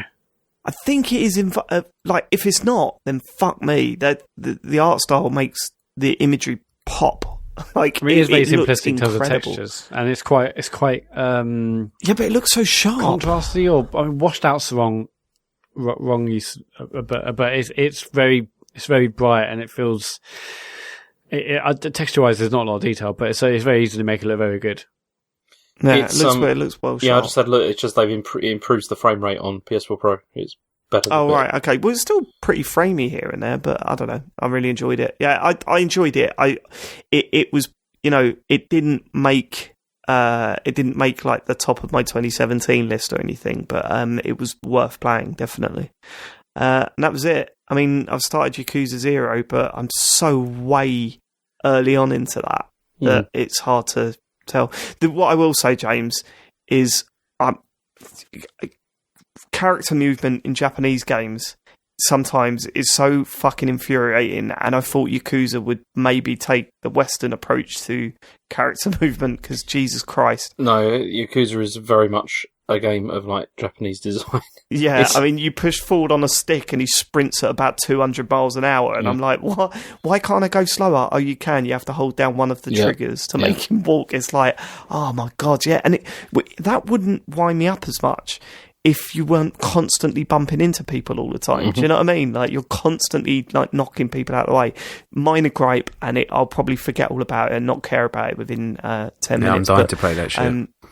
It's a slow burn, because I mean, I've put about an hour and a half to 2 hours in, and I'd say 80% of that has been cutscenes, which have been enjoyable. They've been good cutscenes, but that really does recede after a while. Yeah, no doubt. And then there's no doubt some more later, but it's and when it does let you take control, it puts massive like do not entry signs up every alleyway, so you can't go anywhere and do anything. Moment, But I'm totally expecting it to open out. I'm nowhere near having an opinion on this game yet. But what I will say is that I'm enjoying it despite these little gripes that, and I can see myself overlooking these little bits and pieces. The other thing that's weird is that for a game like this, you don't expect it to go, okay, you're walking around mode now. You're walking around and looking about, and now let's fade to black. Now you're in combat mode. Yeah.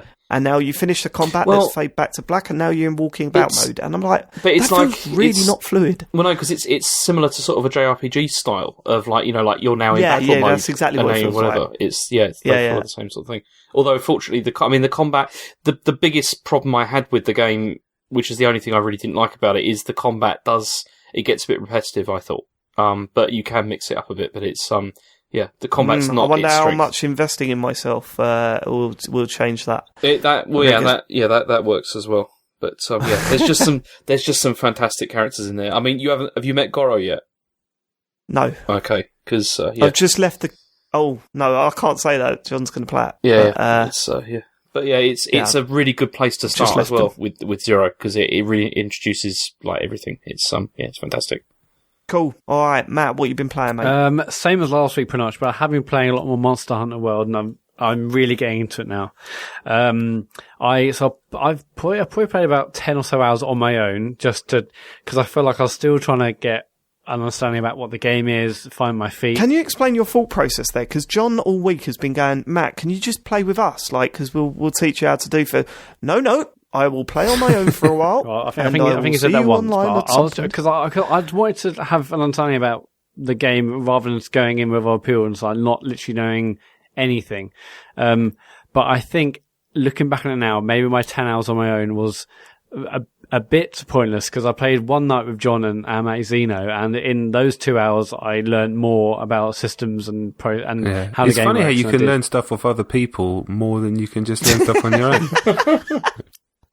It does help.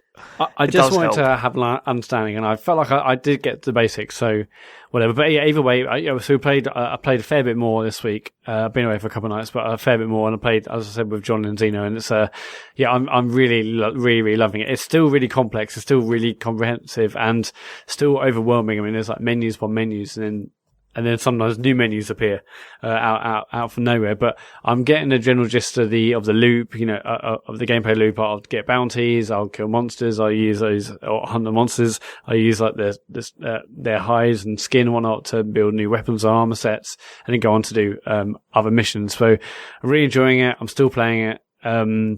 But and I've only really watched one guide video. I feel like I could and perhaps should fully invest and watch just go down the rabbit hole, watch a million videos and read loads of guides. I haven't really done that yet. But I've switched weapons to I think a long sword or a big fuck off sword basically. And I'm enjoying that a lot more than I was with the other weapons that I've tried. John, you want to try everything you can to stop Matt watching those videos. Everything. I've been telling him to watch the videos. You know, within a week he'll be going, what should we do? Should we all go out and hunt the monster? Well, no, actually, I read this. If I save up all the these, so I'm going to go and grind these for half an hour. Why don't you come with me? No, let's do this. Oh, no, sorry. Yeah, I think this game is too complex even for that. Really? To be fair, though, in this game, you can actually, like, if you're with 3 people and 2 people want to go and do one thing and one person wants to go and do another thing for a bit, you can kind of all stay together and do that and then reconvene. Kind of a bit smoother. I like that, actually. So obviously, John Zeno, much higher level. Me and have done many more missions, but so we'd all be part of the same group or squad or whatever. But I would do other missions, start them, and then quit, and then they would join me, or they would go off and do a couple of others whilst we're still all in the same group. So yeah, it's good. It's just so. So what is it? It just puts you in the same server essentially, and you can just go and play essentially the single player game, but on the same server. No, you are like inviting them and uninviting them to. But basically, when you start a mission, there was like often a bit where you got to get to in a location, then get a cutscene, and then the proper in inverted commas mission starts. What we're doing is we're getting to that bit. I was leaving, then posting the mission, which means join the mission, and then you can invite your friends to join you, basically. But it's a lot simpler than like leaving fire teams and stuff in Destiny and not being able to do anything because you're together or not together. This is really fluid, the way you can quickly just post a mission and then you can literally just join. I can start it on my own or they can jump in and I can invite them. So yeah, it's good. Unlike Destiny, you don't see, apart from when you're in a mission, you don't see like the other people in the game hub. So it's not like that. But what's that other area, John, where you can see other people in the game hub? It would be you go to like the skyship thing. Yeah, you can go up to the top to the gathering hub, and then that's like where you can see each other in the tower equivalent. But yeah, you don't the rest of the time in the tower equivalent. But I mean, there's a lot of stuff about the connectivity, which is batshit insane, particularly the cutscene thing that you talked about. But when you want to do other stuff, it's pretty much fairly standard, and it's one of those things like you just wrap your head around it, and then it kind of works. But no, I'm really enjoying it. I think it looks great as well. I mean, yeah, I think it looks gorgeous. It's fun to play. The combat it feels complex, but it feels. I'm not really into fighting games, but it feels much more like that or Dark Soulsy, in that you can't just button mash because then if you do, you'll just get smashed. But yeah, really, really enjoying it. Has it got stamina bars and shit? Yeah, it's got stamina bars. It's got all that usual stuff. Yeah, good. I'm going to keep playing it for sure. Cool. I played obviously more Dark Souls. I got to Sen's Fortress. Yeah, that is one of my favourite areas. Yeah, I'm really enjoying it so far. So it's just like those puzzles for the whole location. Is that the deal? Not really. No, it seems, but like the moment you walk in, you're seeing all these traps and puzzles and stuff, and you're like, oh my god. But it's not as complex as you first think it is. It just reminded me of like it felt a little bit Zelda. That Definitely. Stuff. I don't know what it is. Maybe it's like the sort of corridors and all that. Whereas you haven't experienced that in Dark Souls yet. All of a sudden you're in this like castle thing full of like long corridors and that with these traps. But yeah, no, it's just I thought it was a really fun area. Some people hate it because they find the traps like just cheap. Yeah. It is full of cheap shit. Yeah, but, I was trying to. Obviously, I kept getting killed by numerous different enemies and whatnot. And then the last thing I did on for my stream last night, I said I'm just going to try and bomb to the top as much as I can. And I got much further than I had done when I was previously trying to take it slow. And then I got to this bit, and I'm like, okay, brilliant. I'll just keep running up here, and then a massive boulder just fell out of nowhere and crushed me. But I'm really loving the area so far. There's different enemies, there's traps and whatnot to navigate, and I've died loads of times, but it's been really satisfying and really fun to try and work out the various systems and whatnot. And yeah, Dark Souls just continues to be brilliant. Did you really try and take on Ceaseless Discharge? Yeah, so everyone said, Why? "Oh, okay." So I basically did, Kraylag last time, and I was like, "Okay, well, this time, just do Caesar's Discharge. It'll take 2 seconds. It's so easy. You basically don't have to do anything." Okay, brilliant. I'll do it. I went there. That's true. I went there and I got killed like 10 times, and whatever this cheese or whatever this way to do it is, it wasn't working for me. I think, anyway, for whatever reason, it wasn't working. I tried loads and I just died loads, and then I thought, sod this, I'm off to Sin's Fortress. Yeah, it's weird because that's like kind of an end level. There's an end area. I guess people were trying to get you to do it to get the souls so that you can I think level up a little bit. because it was just so close to where I was, and it's just, in inverted Yeah, commas, but you've got to so go back easy. there anyway, so you might as well get it on the... Well, anyway, I don't know. maybe by the time I go back there, I would have worked out the knack. But, yeah, that did. James, did you work out the knack? I didn't play Knack. Yes, you did. James, did you work out how to do Caesar's Discharge? I don't remember what happened with that. I'd have to go back and listen to it because, I don't remember what happened with I that. reckon someone might have looked it up. You mean cheated? You mean like Matt did with YouTube? But I'm Man's allowed to do it. Yeah, no. So I'm not. I mean, I'm not throwing stones. I'm just saying, it's understandable why that may happen, to people when they play the games. Not when you promised you wouldn't. Yeah. Not when you promised you wouldn't. Right, okay, come on in. Is that it? That is, yeah. I've been shit this week, but still playing Discharge 2. I still But find please don't talk about that. Please don't talk about this. I've got a 45-minute rant. No, okay. It's good, John, good game. what's the post room looking like, mate? Mate, I tell you what. Post like? Are we on to the post room? Are we on to emails? Is this happening? Are we Totally listening onto to the Matt post talk room, about yeah. Disk Driving 2 or not? No, we're not. Good. Emails. So yeah, emails. If you want to email us, and my God, you've been emailing us. It's thecomputergameshow@gmail.com. In fact, we've had so many emails and so many quality emails this week. I'm actually going to put a couple back until next week. Now, we don't normally do that, but such is the volume and the quality this week. So fear not if your email hasn't been read out. Expect it on the next show, unless it's another deluge of quality, in which case I don't know what the fuck I'm going to do, especially with these lot giving me grief the whole time. We're at a stage now. You've all been sitting there going, I hope this podcast gets massive. We're massive now, which means we get the luxury of ignoring some of you.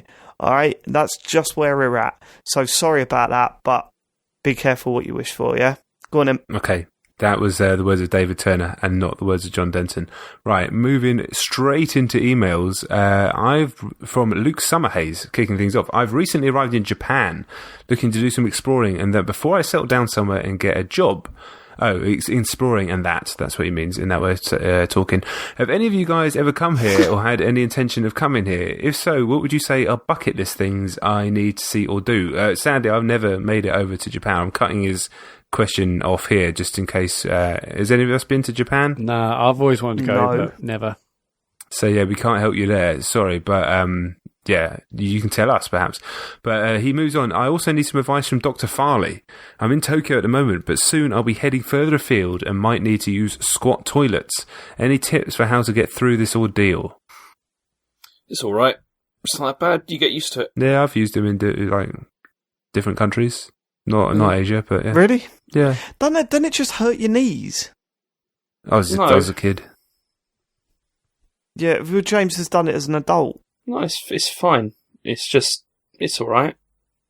I wouldn't say it's great. It sounds but like it's you've fine. never actually done it, and now that you have to give a little bit more detail, you're bottling Do you it. want me to explain? Because the toilets I Yeah. had to go into were absolutely disgusting. So the main thing about it was that, like, trying to position your feet so you can squat over it so you're not standing in shit. That's the worst thing about it. It was horrible. But you've just been saying, it's all right. Well, it is all right, isn't it? Because So- you just have to deal with it. It's just, it's just the way it is. You I've a man who couldn't rather deal with not. 5 tweets coming into your notification box a minute ago. And now you're Now standing something in you can shit. step aside. I've stood in a lot of shit, John. Seriously. Don't want to know that. Yeah, no, it sounds horrendous. You should see Shanghai railway station, like the toilets there. It's unbelievable. What do you mean? Well, it's just piss everywhere. It's just like this was the old railway station, and it's like I used to go in there, and I used to you'd roll your trousers up because just the amount of piss. Yeah, but I've been to football grounds in England, though. Yeah, I've been to that. festival toilets the same. Yeah. You tried to jump into a festival toilet. Well, that's why I roll my trousers off. Next question. Okay, Right, so now one thing that I said, I actually listened to last week's show back, and one thing I said right towards the end is that I wanted more games, and it seems like people misinterpreted what I meant. What I meant was, if you had an idea for a little game that we could play on the show, like a quiz game or something like Really? that. I know, I listened to it back. No, it's my fault, because I listened to it back and realised it didn't sound anything like that when I said that. What it sounded like, that I wanted like game-specific emails, and we've had a few of those, and some game-specific tweets. So that's awesome too. What I actually meant was we wanted fun little games or quizzes to play, like Dave's one about the lyrics from Mario Odyssey. The only person who did understand me was the brilliant Capone Adam. Unfortunately, his game is so insane and confusing that I don't think that we can play it, but I'll read it anyway. The premise of it's brilliant, much like James's FIFA joke, but the actual execution leaves something to be desired. But let's give it a go. Well, let's not give the game a go. I'm just going to give a go reading it. An asteroid is coming and it will destroy the Earth in minutes. You must set a timer for 2 minutes and decide on a GOTY 2018 together before time runs out. The GOTY must be a game that's already been released this year. Okay, it was only 12th of February, so that makes no sense. At any point, one person can say kaboom, followed by the name of a game. That game is instantly out of the running. Now, this sentence needs fucking Columbo or Detective Farley to understand it. Only one person can use this once throughout the 2 minutes.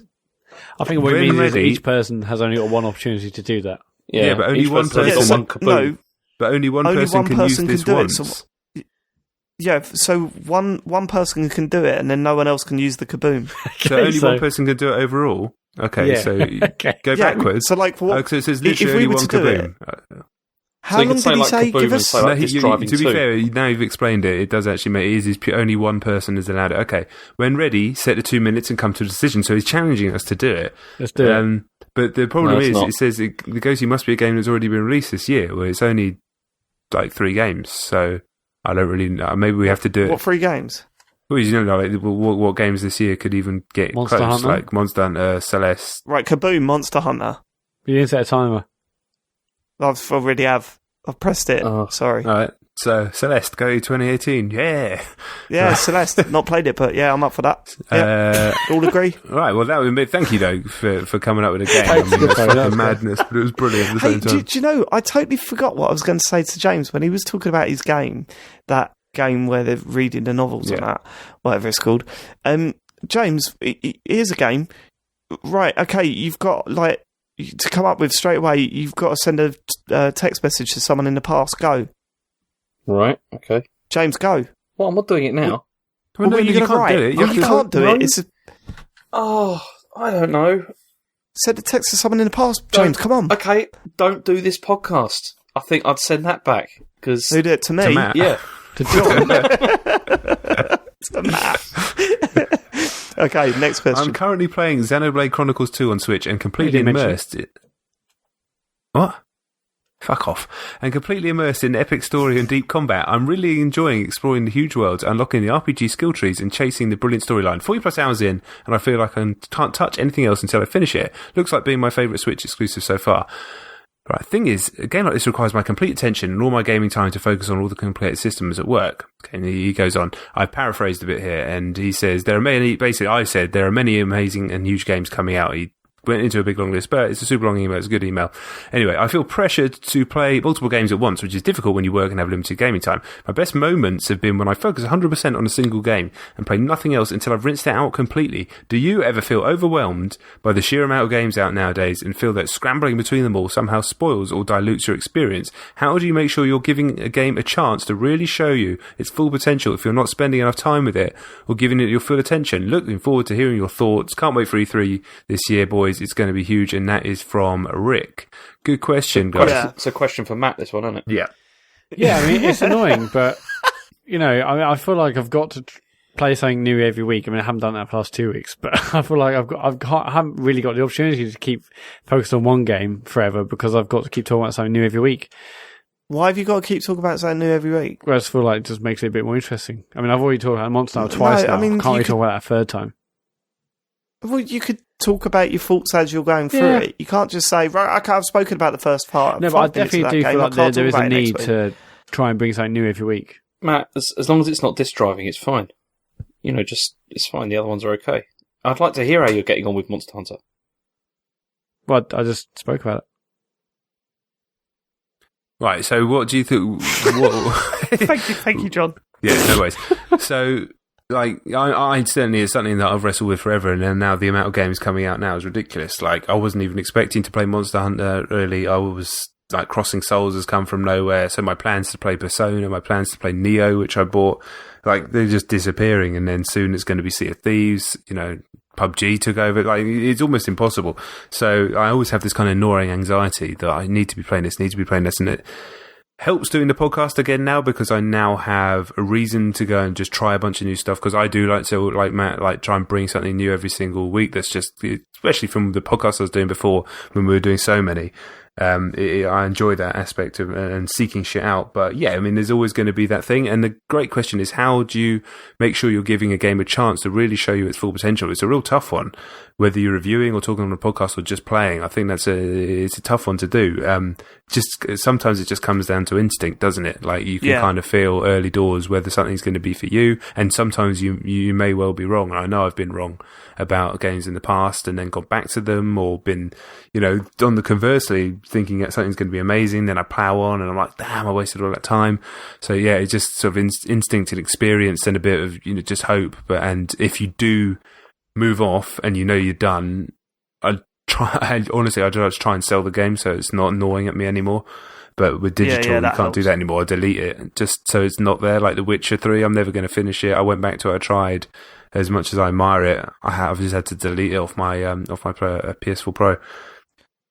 Yeah, I mean, it's a state of mind thing. If you like going from new experience to new experience, then you need to drop that part of your mind that's saying, hey, I should spend more time with each of these games.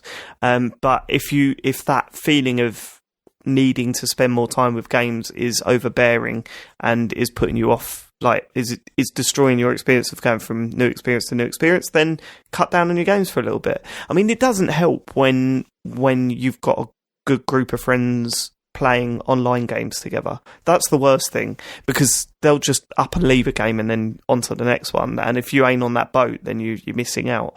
For me personally, I've been quite comfortable missing out on Monster Hunter this time round. Like, you guys are all playing Monster Hunter at the moment. You've moved off from that insane amount of PUBG we were playing. Yeah. And I'm quite happy to say, okay, I'll sit this one out. And when Sea of Thieves comes out, I'll be back on board again.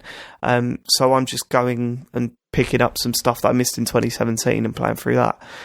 So yeah, it's just, if that feeling, that nagging feeling you were describing there is destroying you enjoying going from game to game, then maybe it is time to just come to terms with the fact that you want to just slow down a bit and focus on a game. Mm-hmm. Also, there's part of me that wants to give up all games and just play Rocket League. Just play Rocket League all night, every night, as long as it's not Jolting. I'll be really happy then. James? I try and have I've usually got 2 games on the go at each time, and I just try and focus only on those until I kind of either get through them or decide to forget it. And I just find this is why, I mean, at the moment I'm trying not to get new stuff, because it does just start to get ridiculous, and you start to feel the guilt of I've got all this stuff to play through and I'm never going to. And so, over the Christmas, I bought Last of Us, the remaster one for PS4. I still haven't touched that. I need to go back to it at some point. Oh god, I can't wait to hear you talk about that. It's but yeah, I've found it easier. But then also the other problem I have is there's this, we have so many machines now as well. There's there's PSVR, there's Switch, there's PS4, Xbox, and it's I always feel like I need to give attention to each of these, but then, which is ridiculous because you don't have to do that at all. But I don't know, which makes me feel even more pressure to want to play more sort of different stuff. This is why I just focused on just 2. I really want to go back to Celeste. But I just haven't. And I really want something new to come out for the Switch now. Mm. Are you feeling that as well? Yeah, definitely. Just a little bit. Just come on. I know there's indie games coming out constantly for it and stuff, but just proper Nintendo game out for the Switch again. I don't know. It's starting to feel a bit. Did you buy Mario & Rabbids? No, but that is on the list now, because even Joe has said, look, I'm fed up of him just banging on about Mario and Rabbids from all the TV adverts. We should probably buy it. So I think I'm going to get it, which is going to be a nightmare because I don't enjoy playing those sort of games. It's not great. It's not as great as people think it is. No. But then it will have the funny Yeah, like what did you play? What difficulty setting did you have it on? I just had James? it on. I think I just played it on like easy. I think in the end because I and you played still it on had trouble with it. Yeah. I know it's fine. It's fine, but yeah. Yeah, but the cutscenes, Harry, I love them. So I don't know, whatever. I just need new Mario. I need Super Mario Odyssey 2. When the fuck is this balloon shit coming out? It's this month, isn't it? Is it? Yeah, it is this month. March? But Yeah. it's like, come on. We should know the date. I'm hoping to wake up tomorrow and it's just like, oh yeah, it's out now. That'll probably be it, won't it? There'll be a direct or something. They'll go, oh, and you could go and see Luigi and shit now. Yep. Yeah. Okay. Okay, so we've got a couple of emails on the same subject here for Kurt Lewin and Adrian Chorley. Now, it's a little bit contentious, this subject, and I don't think we've probably had, we haven't had time to wrap our heads around it and come up with our thoughts about it. So I'll read the first one of the two emails. They're basically on the same subject, and we can see where we get to in answering them. Hi, chaps. I was reading the other day that one of the developers of upcoming game Kingdom Come Deliverance is an unashamed sexist and racist. Apparently, in an interview with Kotaku in 2015, he laid his beliefs bare. I don't know the guy, so I'm not going to pass judgment as I haven't done enough research into him, but it did get me thinking, especially with the recent Quantic Dream news story. If a game was released that was a bona fide classic, a must-play that you knew you would enjoy, if it was discovered that the developer of the game was a studio full of wrong working practices just beyond long working hours and what is considered banter that we might experience at work, or if it was a one-man indie dev who was a full-on sexist/racist or something else just as bad, would you refrain from buying the game despite knowing you would enjoy it? I think it'd be easy to do so when it's a one-man band behind a game, but I'm not sure I would back from buying a game of one person as part of a larger team with bad people, as it seems wrong to punish the many on behalf of just one bad egg. And then cheers, looking forward to Wednesday's announcement. And then Adrian Chorley basically the exact same thing, but he also talks about the sound engineer from Subnautica getting sacked for a load of like very questionable tweets, which again sort of breached into those areas. She was let go. Apparently, I didn't realise, but I saw the tweets. It's a contentious subject. It's one where I think the only answer I can really give is I'd have to look at everything by case basis. I mean, I don't even know what this person said in the Kingdom Come Deliverance. I've not seen anything about it. Obviously, you don't really want to be supporting something that you vehemently disagree with, but at the same time, you'd have to look at everything case by case. You're right, like there is a difference between one-man band and a studio. In this case, of Subnautica, it's an audio engineers, the sound engineer, audio engineer, like one person in a team of however many people, 50, 60, 70, 100. There's not a director of the project tweeting some stuff. You're like, I don't really see how that's the game's fault. But then again, if that person was a fucking Nazi and was outwardly like a proper Nazi, outwardly a Nazi on social media in public, and the studio was allowing that to happen because just by being complicit in its public, do you know what I mean? That's why it has to be purely case by case. In this 2018 world we live in, where everybody from the QA person at the bottom of the rung to the director of the project has the same ability to make noise on social media and to have a public voice, then the more and more situations like this are going to happen. I'm sure we've all played games where people on the teams have been people we'd vehemently, politically, like socially disagree with, but you just never know. There's no way you could ever know from, 90s and 2000s. Now it's different, so it's just going to be subject that pops up more and more. I mean, obviously there's that game from E3 last year, I think it was last year, but, The Last Night, which is a 2D platformer that sort of like the Blade Runner style thing, Blade Runner-esque, And Evan, when it was announced, I was like, oh god, wow, this looks amazing, can't wait to play it, wow. And then like an hour or two later, people discovered that guy was like a Gamergate supporter or like anti-feminist or whatever, and suddenly everyone's like, fuck that game, what's the point? I mean, the game still looks great, but there was a Shadow Complex. This is it.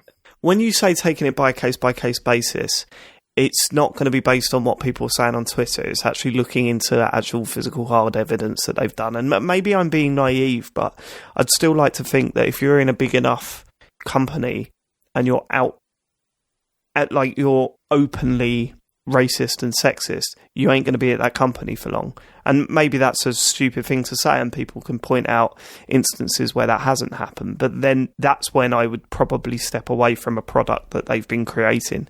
I think when it comes to big companies where hundreds and hundreds of people are working on a game, and one of them has come out, like news stories of not even news stories, if it's if they are a racist or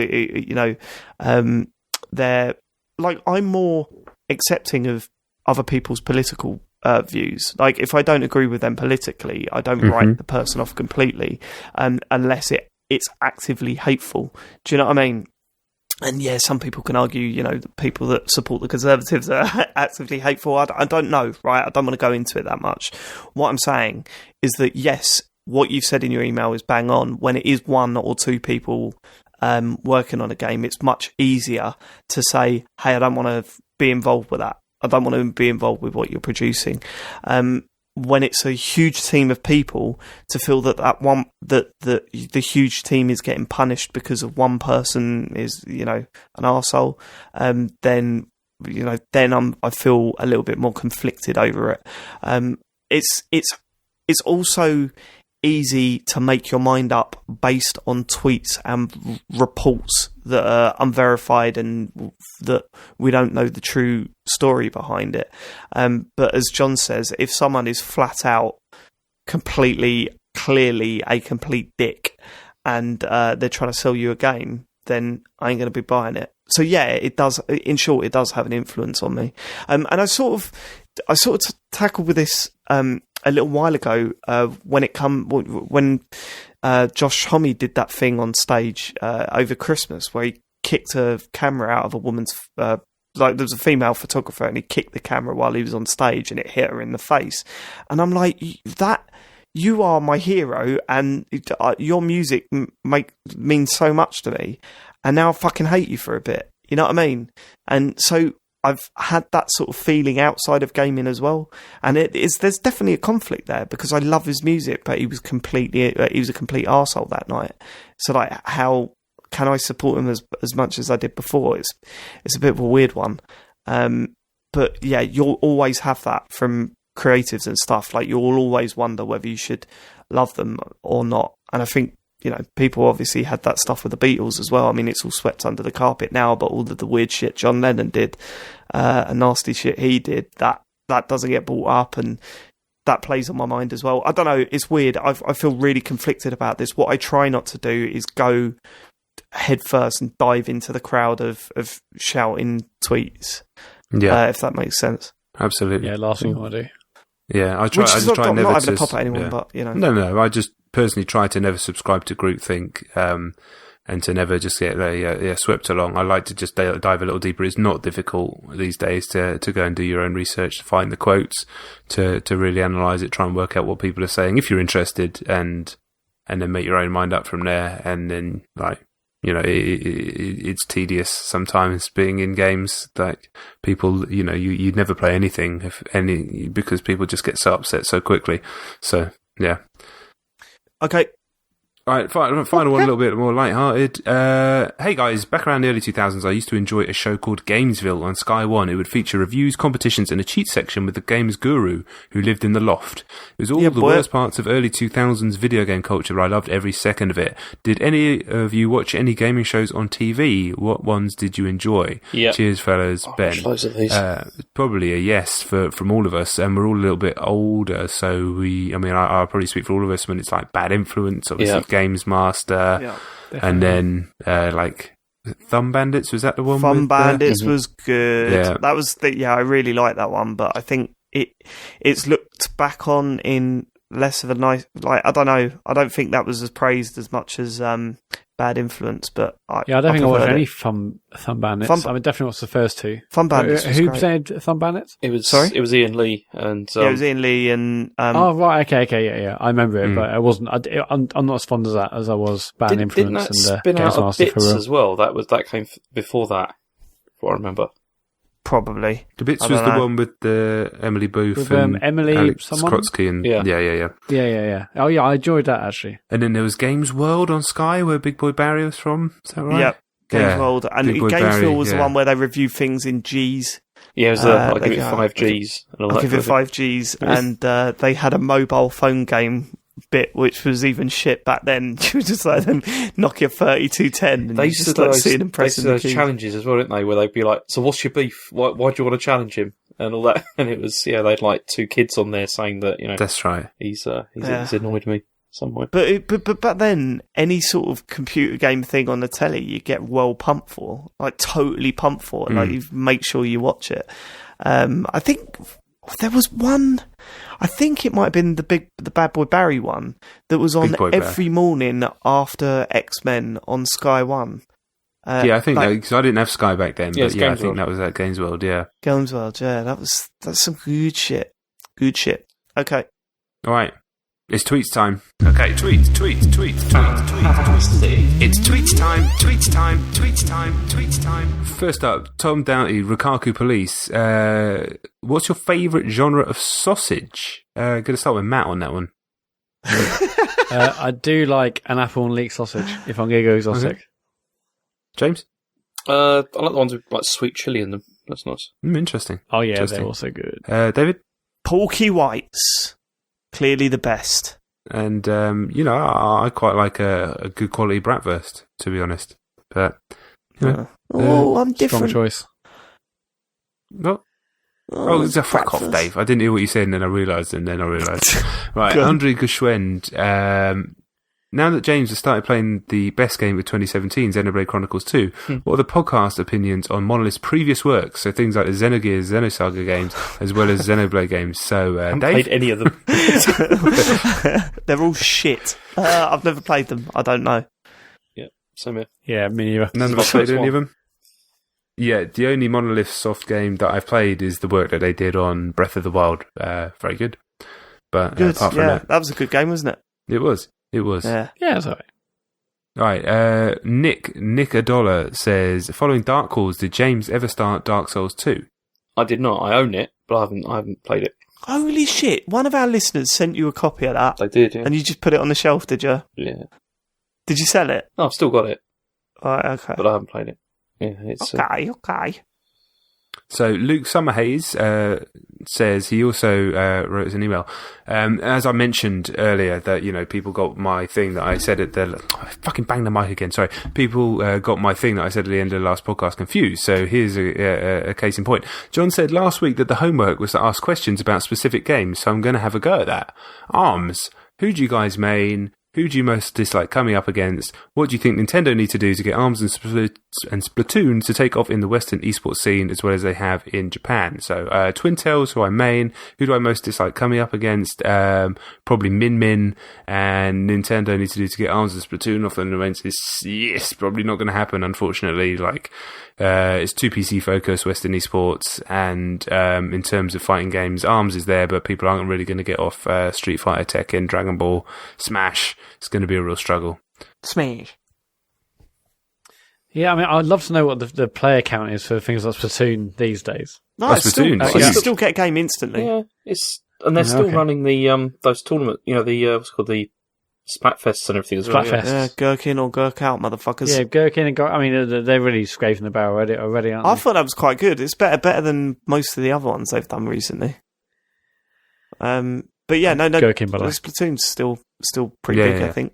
I still Definitely. play it every Who now do you and main on ARMS, James? Ninjara. Nice. I Well, like not that. nice because Ninjara scum, but at least you're playing it. Right. Moving on, Luke again misinterpreted what I said, but I take the full blame on that because I fucked up. It was me that fucked up. So he's Monster Hunter. Do you guys feel it's more of a play with your mates, like about kind of game, or a game you like to sit down and get stuck into in single player? For me, it's both. Matt, do you feel? Oh, well, you can answer both. Matt, do you feel that your Dark Souls experience has helped you at all with Monster Hunter's combat? So you can just answer both of those if you want.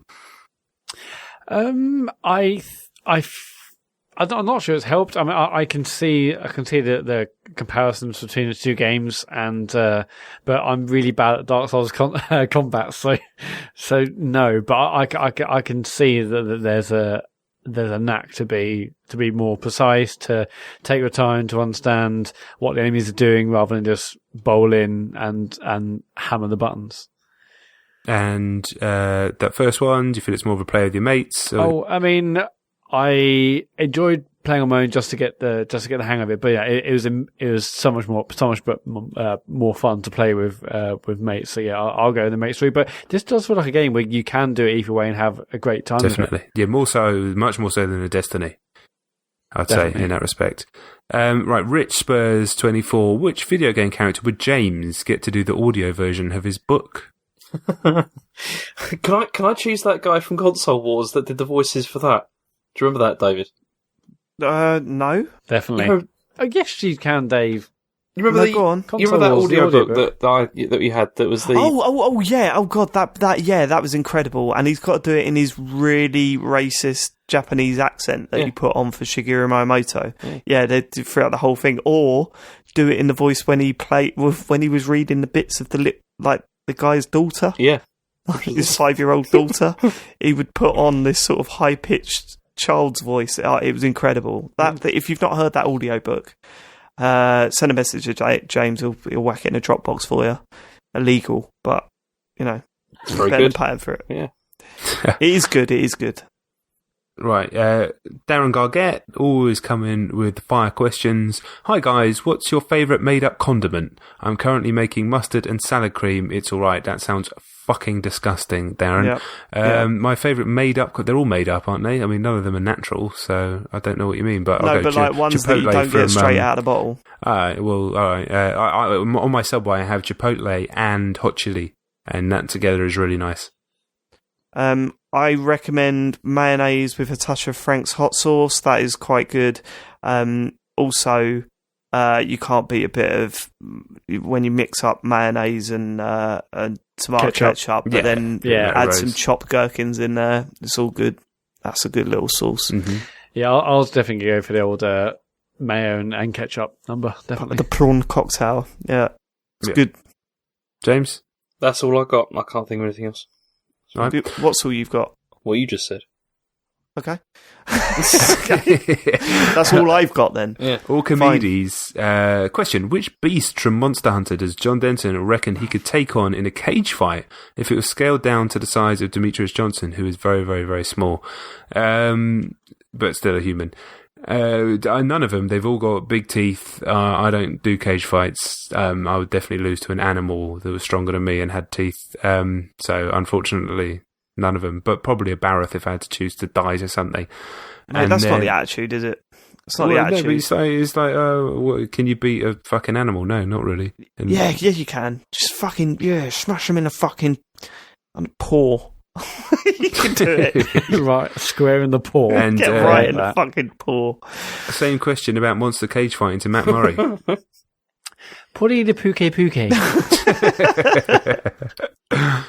And Alex79 UK, who got this in just before the cut-off time. Lads, tell me what your favourite album of all time is. Also, John, do you ever miss having to try to play at least 10 games a week? Well, I'll answer that one quickly. I don't miss having to try and play 10 games a week, but I am enjoying, like I said before, seeking out stuff to try and play, so I've always got something fresh and on fire to talk about every single week, although I didn't play enough of Crossing Souls, which pisses me off. That's my own fault. But my favourite album of all time? It's difficult. I like a lot of different genres. I'll do my three Yeezys. I'll do my metal, Deftones, White Pony. I'll do my sort of singer-songwriter, whatever type of music, Elliott Smith, either or.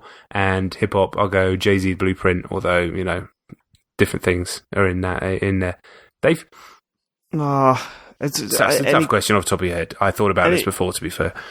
Yeah, any of the Queen's ones, they're all good. There's a few albums that I think are perfect. There's one called Outside the Simian Flock by Millionaire, that's really good. Bubblegum by Mark Lanigan's fucking excellent. Jesus, there's too many. And some of them are, oh god, really? Definitely Maybe by Oasis, fucking Nirvana, Nevermind. There's some good music out there, guys. And if you go, can I recommend Spotify.com? If you've not heard music before, and get on there. I'll tell you one thing. There's this that Discover Weekly. I know it's algorithms, and you're all supposed to be like, oh no, you can't tell me what I like. That has thrown up so many artists that have like 12 followers on Twitter that are incredible. Like, I can't believe that they're not massive. Like, there's a album by Jesse Hughes called, I can't remember the name of it, but it's his first album. He looks like Andy Hamilton on the front cover. And there's they threw up a band called Himalayas. they've only been out a year and they're just breaking through on the radio and stuff. And some of their music is fucking incredible. I love that. I love the fact that you can discover music that way. But yeah, it's too much good music, Matt. Mm-hmm. Yeah, I mean, this is an impossibly hard question. I will say, In Utero by Nirvana, one of my all-timers. Yeah. I guess one of my early big albums that I loved was Jason Donovan. Around the First by Deftones. No, you said. I'll just wreck the mic.